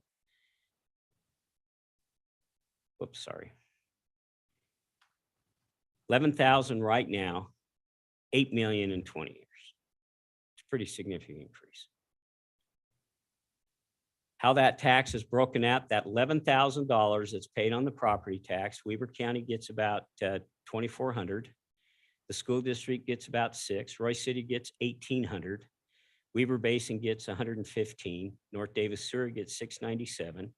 The Mosquito District gets, well, I did everything at not less than 1%. So that's why you see 1% numbers. And then the Weber Dispatch gets $237. So that's how those taxes are dispersed. When we get done, and if this develops the way we want, what's going to happen is Weber County will get a total of $3.4 million, and it's $170,000 annually. The school district would see 428 something. Roy City would see 131. You go from 1,800 to 130. That meets our objective in trying to increase the value and give you more revenue. And then you can see the other taxing districts. So there's a substantial increase. We go from $11,000 a year in property taxes to $813,000 a year in property taxes. And we're going to ask for half of that. 406 would come to us, 406 would go to the taxing entities under our budget. And for our use of tax increment, if we get to 16 million, we're asking for 8 million to come to the RDA, and we would use that money as follows. We would have $7 million available to do what I call RDA activities. That could be, if we have public infrastructure we have to put in, if we need to build a road or a connector, and that's our responsibility. If a developer wants to come in and would like some help with his project, we have this 50% of whatever the tax increment is, will, or 87% of the tax increment will be able to use to help with any project that's done in that area. Under the statute, we are required to keep 10% of that for housing, and it's affordable housing. So here's a revenue source that we can be generating to help any affordable housing within our community. It does not have to be spent in the RDA. It can be spent anywhere in Royce City. It just has to meet our definition of affordable housing. We will keep a small amount for administration. That's about 3%. And that's what we would use the tax increment for. With that, Mr. Chair, that's kind of my presentation and kind of the introduction of what we want to do this evening. And so the proper thing would be to open up the public hearing and hear from property owners and answer any and all their questions. Perfect. Thank you, Randy. Okay, let's do just that. Council. Need a motion to go into public hearing. And I assume, Joe, that's you. Do I have a second? I'll second it. Diane, thank you for the second. All in favor? Aye. Any opposed? Hearing none, we'll go ahead into public hearing. And with that public hearing, anybody who'd like to step up to the mic, just give us your name and address and share with what you'd like to talk about relative to this proposal.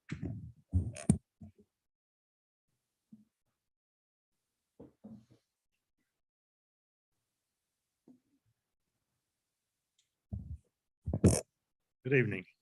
Terry Anderson. Okay.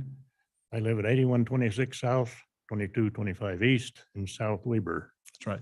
But I do have the property down here at 2449 West, 4000 South. My question is, do we have any kind of a hopeful plan of what kind of development we would like to do in that particular area? That's the southwestern part of this CRA. The whole area from 4,000 on south. Well, that's a good question. We have not seen a site plan. What that means is no developers come in with any site plans. I will indicate to you, one developer has come. Do you mind if I interrupt just for a second? Right before we came into the city council meeting, our planning department did say somebody came in with the site plan for that area. Okay. So until today, I have not seen anything. I don't know anything about it, but it's some type of development down there. So. Okay, so it sounds like something just barely came in. They did not mention which type of development.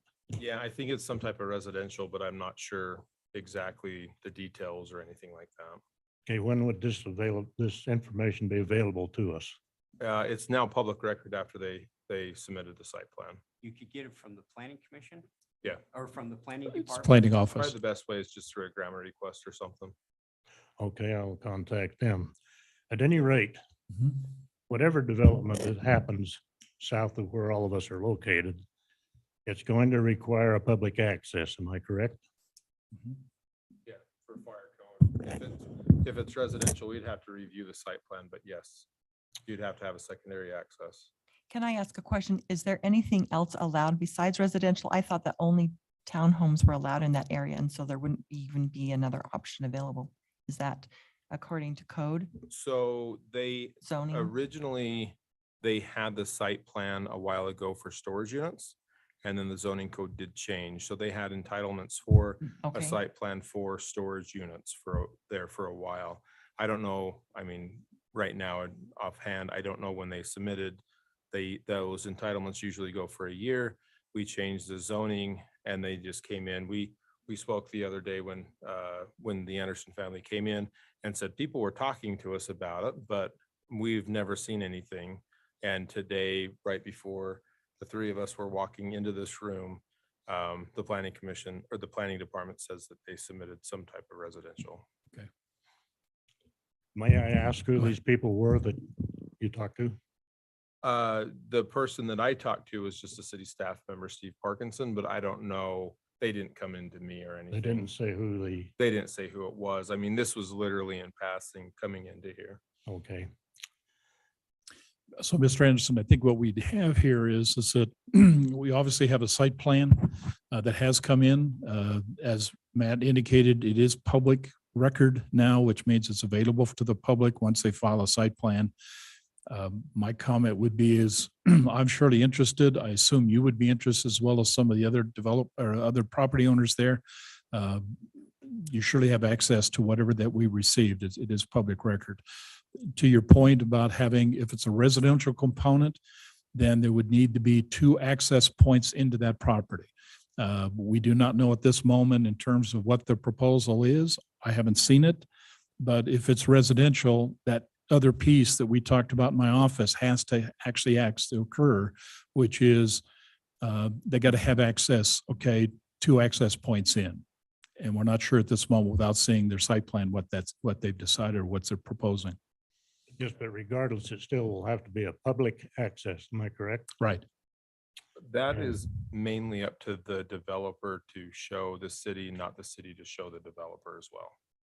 So that's their responsibility to come in and have the appropriate fire code and everything in that regards to show the city.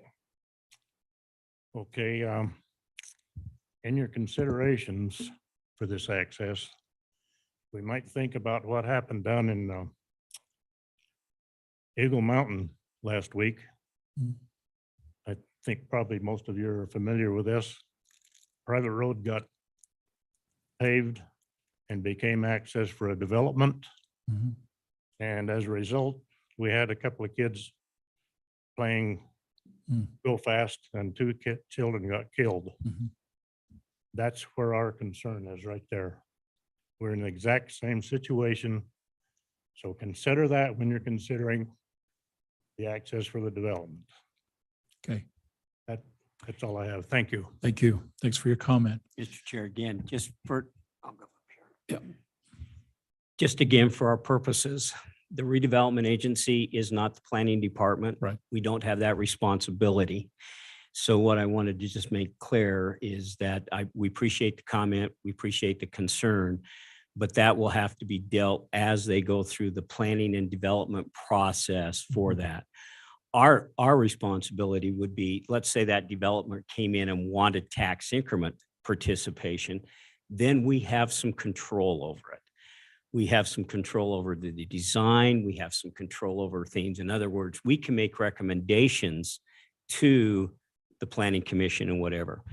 But if a developer doesn't come in and ask us for any tax increment or assistance, we have zero control and involvement. It all falls through the city's process. And I just wanted to clarify that so that Mr. Anderson doesn't think the redevelopment agency is going to be the one that will have to deal that. That will have to go through a planning track unless he asks for tax increment assistance. Okay. Okay, anybody else like to share? Okay. Name and address. Leon Wilson at 4302 South, 2675 West here in Roy. A few months ago, we talked about the project area plan, and there's a section in that plan that has not been included. Maybe if we had a picture of the plan area, I could delineate that area. We talked about it previously about having that section included. Maybe you recall. I'm trying to remember which one it was. I thought we include everything that was in the previous project area. Sure. Give me a minute, to pull this up. It'll take just a second. Okay, thanks. Okay, yeah, and then I'll bring it up. So you're going to put up a picture of the I'm going to project try area? to put up a picture of the Okay. project area. Brittany's going to come and help me again. I got to go into the Zoom, right, Brittany? Okay. Let me bring that back. I shut everything down because I was done. Is it just the map? Yeah. Have you got the map? Yeah. Yeah. Why don't you just put up the map? She's got the maps. We'll have her put it up. It'd be easier for her.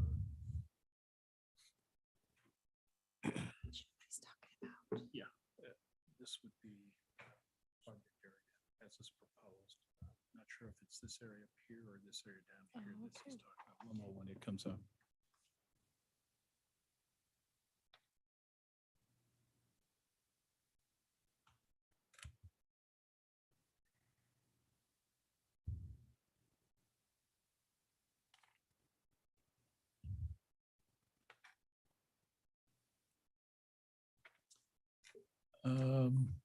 We can see it here, but they're obviously not seeing it there. I can see it. Yeah, yeah, we can. Trying to get it on the screen. You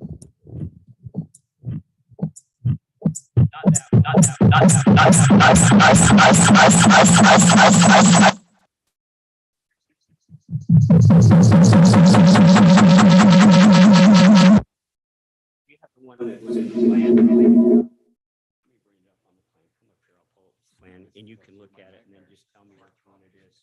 Yeah, let me just do that. Let me just bring it up on my computer and he can show me and then we can talk and tell you what it is that he's talking about. She has a copy of the project area because it's in black, but the one we need is the. Yeah, that's the one. Yeah, it's the one that was attached at the end of the. Now, if you take that little.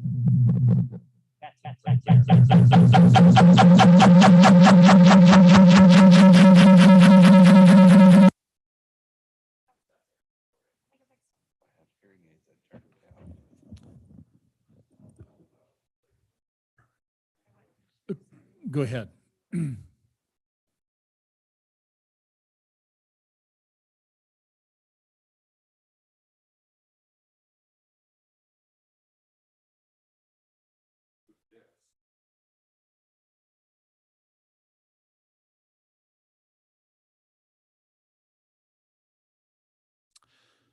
That's a good question, Mr. Wilson. I'm curious of why that was, if that's undeveloped property, why that would not have been included.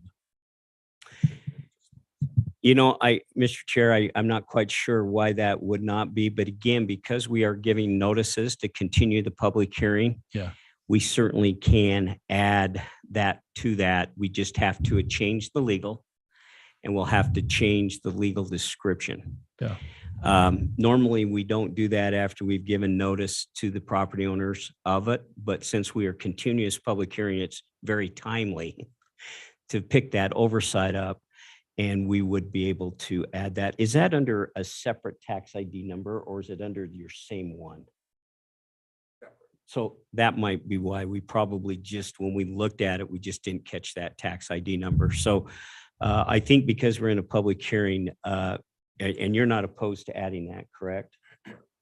So I think that what we ought to do, if you'll step back up and just in the microphone, ask that that property be considered to be added to the project area. You bet. I would suggest that we add that section to the Okay. project area. There we go. Okay, Mr. Will, you bring up an excellent point, and until you brought that to our attention, I was not aware. Okay, thank you. Okay, anybody else would like to take a moment and share some thoughts? Okay, my instinct would be is to go out of public hearing, but I'm sensing we need to hold this open until at least the 21st. Can we table? Is That- it a table? No, let's just make a motion to continue the public hearing until June 21st. Yeah. Okay, then do I have a motion then to continue the public hearings so that we can get the proper notifications out to the 21st of June? I'll make a Motion to- motion. Okay, Randy, I heard you. Okay, do I have a second, Sophie? I'll second that. Thank you. Okay, we have a second to continue the public hearing. All in favor? Aye. I, Any opposed? Hearing none? Okay. At this moment, then, we're just, we'll just wait till the 21st when we can close it and then continue the conversation. If I might also, Mr. Chair, I'm assuming that there's no board members that have a problem with us adding that additional piece of property. We're going to need to get the legal changed and the map changed. And I just want to make sure that if you had a problem, I'd like you to voice it now, but if you don't, then we'll go ahead and get that done. I'm good with it. I have a quick question on that. Is there any of these other properties that are, I mean, in the same situation? Or is it just that? No, it was just that one. And I remember going back, the only member that was on of here was the mayor, and Joe was on that back then. And we started this public hearing on this back in 2019. But we had a number of property owners, particularly not the properties in the project area. We had a lot of property owners outside the project area that were very, very excited about the fact of what could be developed on that UTA property. So we just terminated the discussion. And I do remember having that conversation now when Mr. Wilson stood up that we were going to add that. And I just totally forgot. We were gonna come back and do the process. And so we just totally forgot. But that was the only piece of property. And he makes a very good point where he owns both of those. Those should be added to the project area. And so again, we're giving another 30-day notice. We'll add a new map and we'll add a new legal description, and that will solve that problem. If you're asking for comments, though, I still do not believe this area should be included in a CRA because it is undeveloped land. There is already high demand for this area. I don't believe that incentivizing people or developers to come to that, for this land is appropriate. I don't believe that that's really one of the best intents for this. We're depriving the school district of tax dollars, which will be needed because this land, when it's developed, will be high density housing, which will likely have many children. And thereby somehow taxes are going to need to be increased possibly, or very likely over the 20-year span of this. And so then what happens is we have the county or the school district raising taxes to possibly cover this expense of the students, but we're taking the benefit. So it's kind of almost like a bait and switch. We're getting this benefit. We didn't have to raise taxes to pay for that infrastructure, but now the school district may well have to raise taxes to pay for the additional expenses of the children from that increased high density. So that's my concern, not necessarily about the specific area, but the entire plan. So that's, and I've shared that before, but you brought it, the opening, and there it's my concern. It's kind of like choosing winners and losers. You're able to incentivize on an area that is open land. Okay. Okay, appreciate that input. So again, we'll take this up in the next meeting. And certainly Board Member Wilson, you should bring that comment back to the conversation on the 21st to make sure that we have everything on the table at the time we're going to be making some decisions. So appreciate that. Thank you. Okay, now with that motion to go ahead and continue the public hearing on a move to number 2, which is a review and consideration of RDA Resolution 22-2, a resolution approving the removal of certain property from the new Iomega number 2 redevelopment project area. Randy? Mr. Chair, members of the board, and I'm going to use this map since it's up here to do it. There was a map that was included in your plan, but it's basically this map. Back in 1992, 94, somewhere around there, Roy City created the new Iomega number 2 project area. And basically that project area was to accommodate the Iomega development that we see further to the east. However, when they did the project area boundaries, they actually included in this, and I was telling Board Member Wilson that she's been in a redevelopment project area since 1993 or 94, at least the property that they have has been in that project area. And what we need to do, we cannot have project area in 2 projects. We can't. This project area sunsets in 3 years, meaning that we no longer collect increment, it's off the books and it goes away. In talking with one of the taxing entities, the county auditor's office, they would like us to adopt a resolution that takes this property out of the new Iomega and puts it in this new project area. Now, again, I might be putting the apple or the cart before the apple. Maybe what we should do on this one too, Mayor and I, or Mr. Chair, is just thinking about this. Maybe what we ought to do is, since we're not adopting this project area, and we're not sure if you're going to adopt a project area, that I would not want to eliminate it if we're not going to adopt the project area. because then we get nothing off of it. Can you vote on the two at the same time? Well, I did get the clarification. So what I talked with my outside RDA attorney and what he has recognized and Roger conferred. When we come back and take the motion, what we'll do is we'll adopt the plan first. And if you adopt and create the new project area, then we'll adopt the resolution to remove the property. So we can do it at that time. I put it on the agenda because I thought that we were, again, without screwing up on the notice that I made, I thought we'd be able to move forward with that. But given the fact we're not, then I would also recommend, Mr. Chair, that we table this resolution until June 21st also. Council, you have any comments, questions about that? I'll make that motion that we table this until June 21st. Okay, we have a motion then to table the RDA Resolution 22-2. Do I have a second? I'll second. Okay, and I got that. This is a table, so all in favor? Aye. Any opposed? Okay, we'll table that. Thank you. Presentation, the proposed RDA budget for fiscal year 2023. You gonna do that too, Randy? Right here. Matt? Yep. Okay.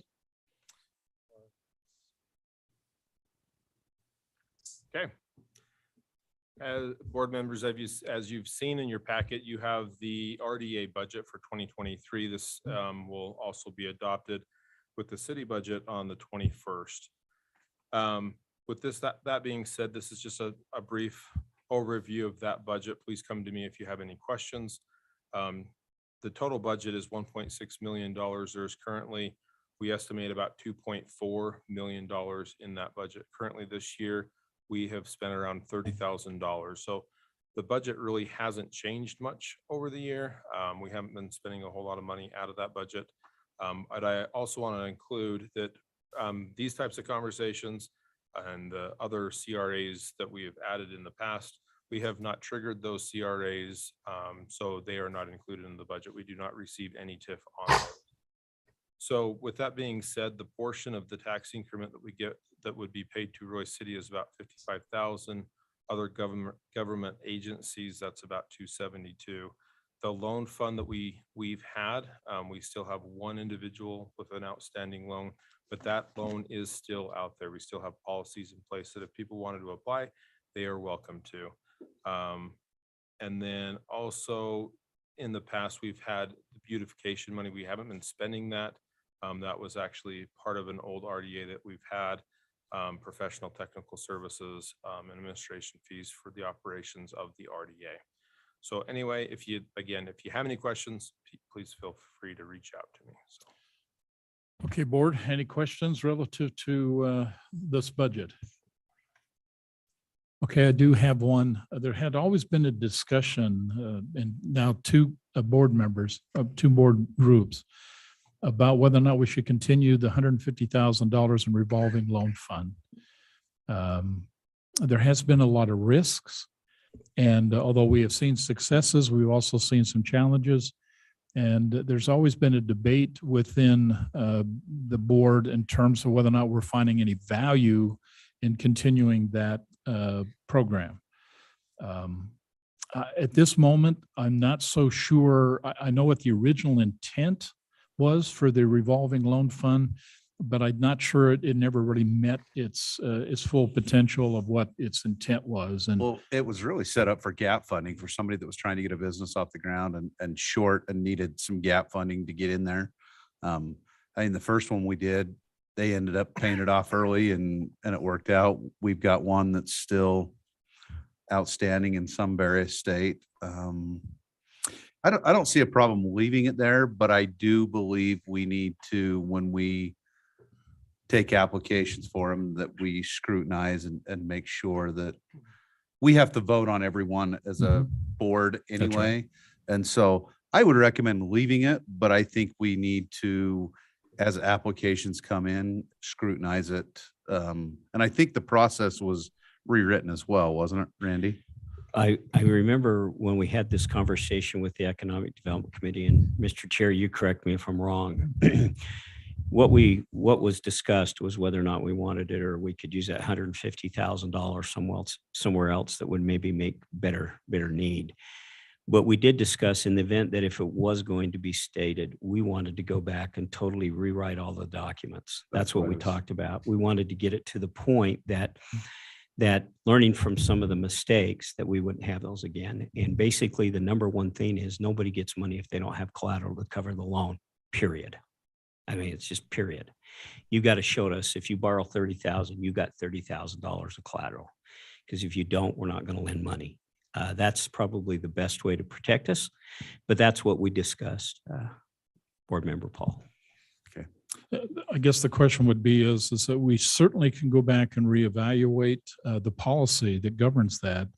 I guess the question on the table right now, since we're at the budget decision, do we want to continue the revolving loan fund process? If you believe, as Board Member Paul suggested, that we should leave it there with some modifications, not a problem. But this would be the opportunity, if your intent would be, is to remove it and take it out of the RDA. The other place I think that it could come into play is we have a lot of movement that's going to happen with the 5,600. We would try to keep as many of those businesses in Roy as possible. If that could be used to leverage keeping someone in on top of the other, we have another fund that was approved for relocation, stuff like that. But I still would recommend leaving that there and rewrite. I'll have Matt correct me if I'm wrong, but I do not believe we set up a separate fund for the relocation funds. If I recall, we were going to take any relocation money that we had on 56 or 1900 for businesses would come out of that 150,000. So there wasn't a separate fund. I didn't remember the funding source, but that's even more reason I'd recommend leaving it. Is we know we're going to have quite a few businesses displaced. If we could use that to help keep a business, I would. Okay. Yeah, I would support that. As I say, I would second that. How long does it take to dissolve this? Say if we decided we wanted to go ahead and dissolve that program. A motion not to include it in the budget.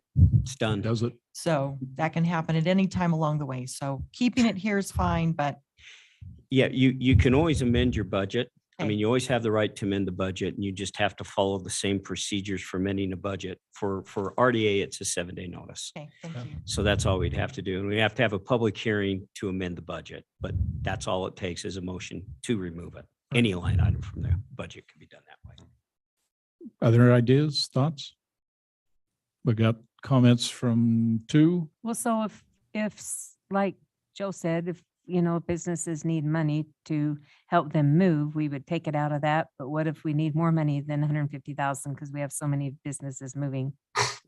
Well, let's just make sure we understand the process. UDOT, when they basically do a property acquisition or call a right-of-way acquisition, there's two components to that process. One would be is they do an outright purchase of the property, whether that be a business, that be whatever it may be. The other part would be is there's a relocation expense.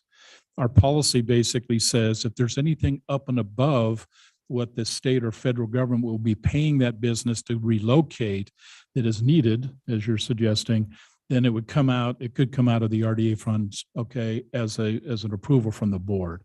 But just recognize right now that any business that's impacted, UDOT already has funds in the $270 million they were appropriated by the legislators to go ahead and not only purchase the right-of-way, which is the building and the property, but also pay for any moving expenses, okay, or relocation expenses.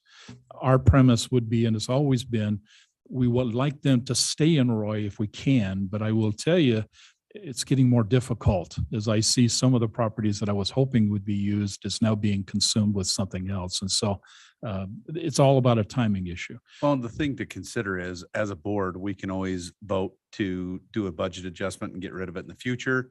And if we need to add to it, that's another budget adjustment. And anything that comes before us, the request for money out of that has to be voted by us as a board. And so that's where I don't see a problem leaving it. Okay. Right, I think it should be Plenty of left. funding in there. that I don't think that 150,000 is going to make or break us, but it could help keep some businesses here. Okay. Well, that's a good point. Let me just tell you the other side of the story you never hear. Okay.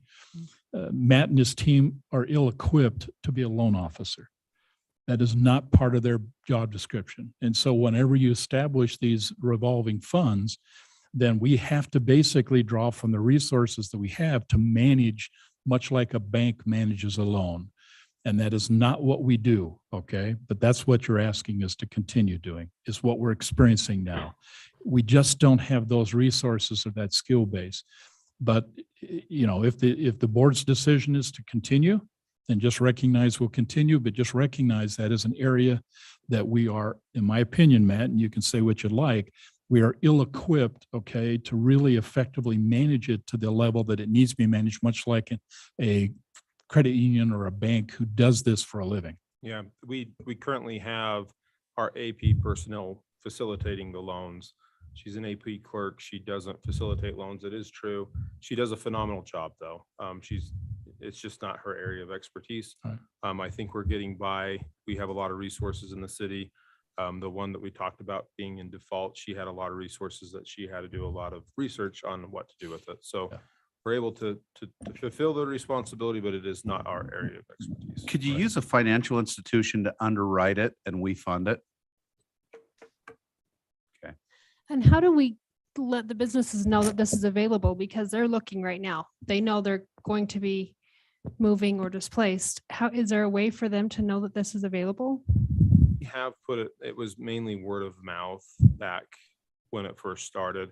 When we started having troubles with it, I think it kind of just got pushed to the side and not a lot of talk about it. The reason why it was in the budget is because there's still policy surrounding it and wasn't terminated, to be quite frank. So I don't want it to be too late. Like if they're going to leave and we want them to stay, sure, they've yeah. already looked. So how can we be proactive in that? I think the best thing is if we really wanted to push it, just putting the word out with, you know, our different things. Well, with can we Facebook put and something different on, things. I mean, a section on RDA on the webpage? Yeah, we could. Yeah, I don't Talk see a about problem with this, that. talk about different stuff. But your council corner is also a mechanism by which you can get the word out on anything that you choose to do. So, you know, kind of pick and choose what you think is of value and stick it in there. Just to be honest about something else with the loan is sometimes when they're looking for the loan from the city, oftentimes they look like it's a free ticket, and it's not. There's a lot of requirements around it. We have people come out and speak with Randy about the different requirements, and oftentimes they would come out and wouldn't meet the requirements, or they wouldn't have the collateral or something, or we would send follow-up email and then they never get back to us. And so oftentimes that's why it fell through. Just off of a whim, they asked for the money, but then found out there was a lot of stipulations, attachments to it. So. Okay, what I'm sensing, I got three of you that basically said you'd like to leave it in for now. Just recognize that if at any point we'll bring this issue up, that all it takes is simply a request, 3 votes on the board, and we can basically do an amendment to the budget. I Okay? make a motion, we accept the budget as written. You'll have that opportunity on the 21st. You're going to present it to the 21st. Okay, And I believe that there definitely are pros and cons. And so if it goes further, then I believe more research needs to be done before we make a decision, about that, because, bring up a really good point. We're not loan officers, and, how far this would get into a problem and what other entities are available for those people versus us. And so I think there are more things to be researched if that matter comes up. Well, it's obviously with this discussion, I think we need to also, Matt, Randy, let's go back to the policy. I think we need to look at beefing up the policy to ensure that we try to mitigate any risk associated with the board, and we'll come with a plan to make some changes to the policy, because if it's going to stay, then let's just make sure there's no risk, or at least minimize as much risk as we can to the RDA board. Okay, we'll plan on a budget then on the 21st of June. If you can schedule for that to have a budget approval RDA meeting, we'll do it there. Perfect. We have one more item for discussion. It's the amendment of the 1900 East Community Reinvestment Area to add additional property. Randy? Mr. Chair, members of the board, I think the way to start this is we had a piece of legislation that was passed this session known as House Bill 151. Basically, what House Bill 151 has done has said that no city or any public entity can offer any kind of a retail incentive to any retail user, period, after July 1st. The issue that we have is hotels are considered retail. And as you know, we would love to get a hotel into Roy City. We did a hotel feasibility study that did say that Roy is prime for a hotel. And that study looked and said, basically the prime place for that is the Four Corners along 5600 South. We don't know what's going to happen till UDOT gets done with their design. We don't know what's going to be there. But one of our concerns was that if we don't do something and a hotel comes in after July 1st and they want an incentive, we're not going to be able to help them. It's just, that's the law and that's the way it is. So as we looked at this, we had created back in 1995 what we called the Roy Rda 19 West, which included basically the common sense on the east side and going all the way to the Roy border on the east property line. Well, that project area sunsetted in 2013. So it's no longer a project area. In fact, one of the things we're going to be doing is we're going to be coming back to you. We're going to have a long RDA meeting on the 21st. I'm just telling you that now, Randy. And we're going to have to dissolve some of these project areas. So because that's no longer in a project area, it's our recommendation that we amend the current community reinvestment project area that's on the east side of 1900, and that we include not the common sense, because that's already in the 1900 East project area, but we start where the former Seclair was, and we take all of that property going down to the Roy border and put that in the 1900 East project area. Also, Mayor, I'm going to recommend that we also put in maybe some of that property right west where Wells Fargo's at,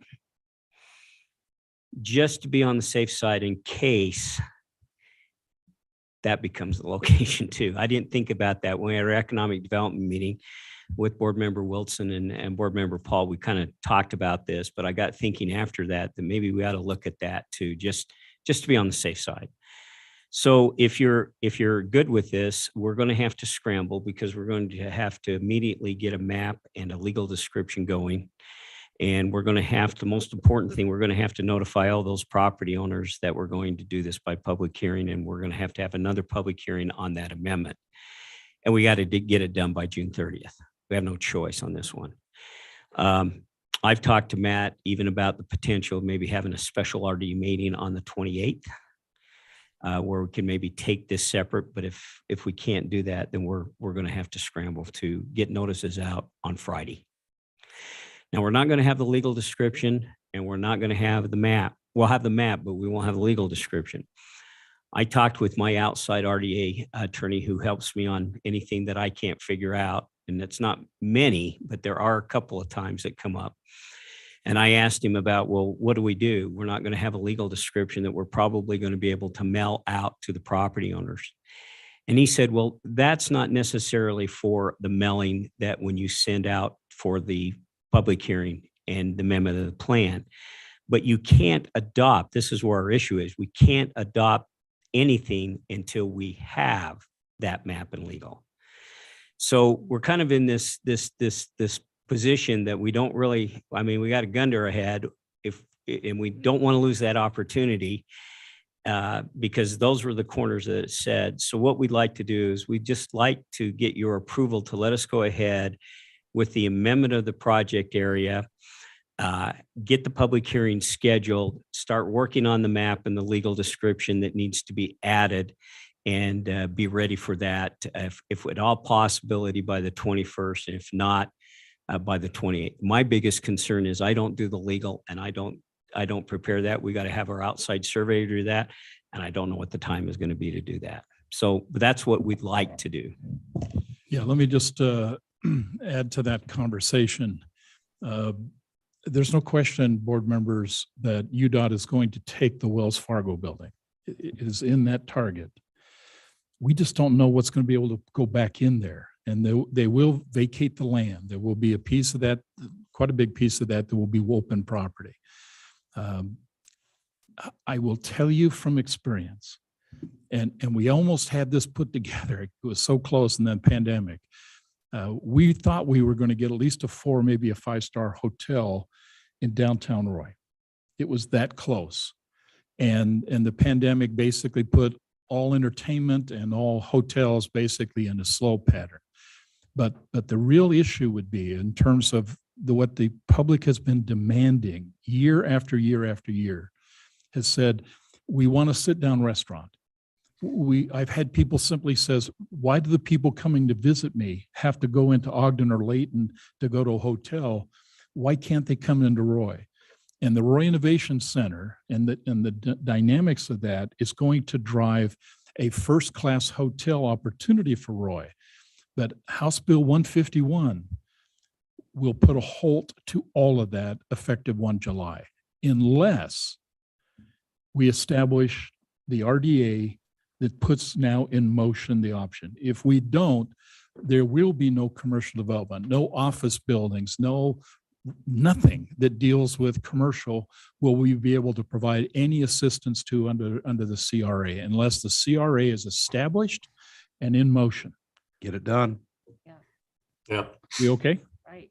Okay. Yep. Randy, we got some work to do. Okay. Okay, we'll support the, The hotel in Roy. You're out of time, Wayne, Randy. Time to produce. okay. I need to talk to you briefly, Randy, Matt. We do have the Knowlton Development Group. I sent you that email. Don't want to discuss it here in a public meeting, but I'm now concerned about what's going to take place in terms of the timing and whether or not we can meet with that group. Okay. So let's talk about right after the meeting.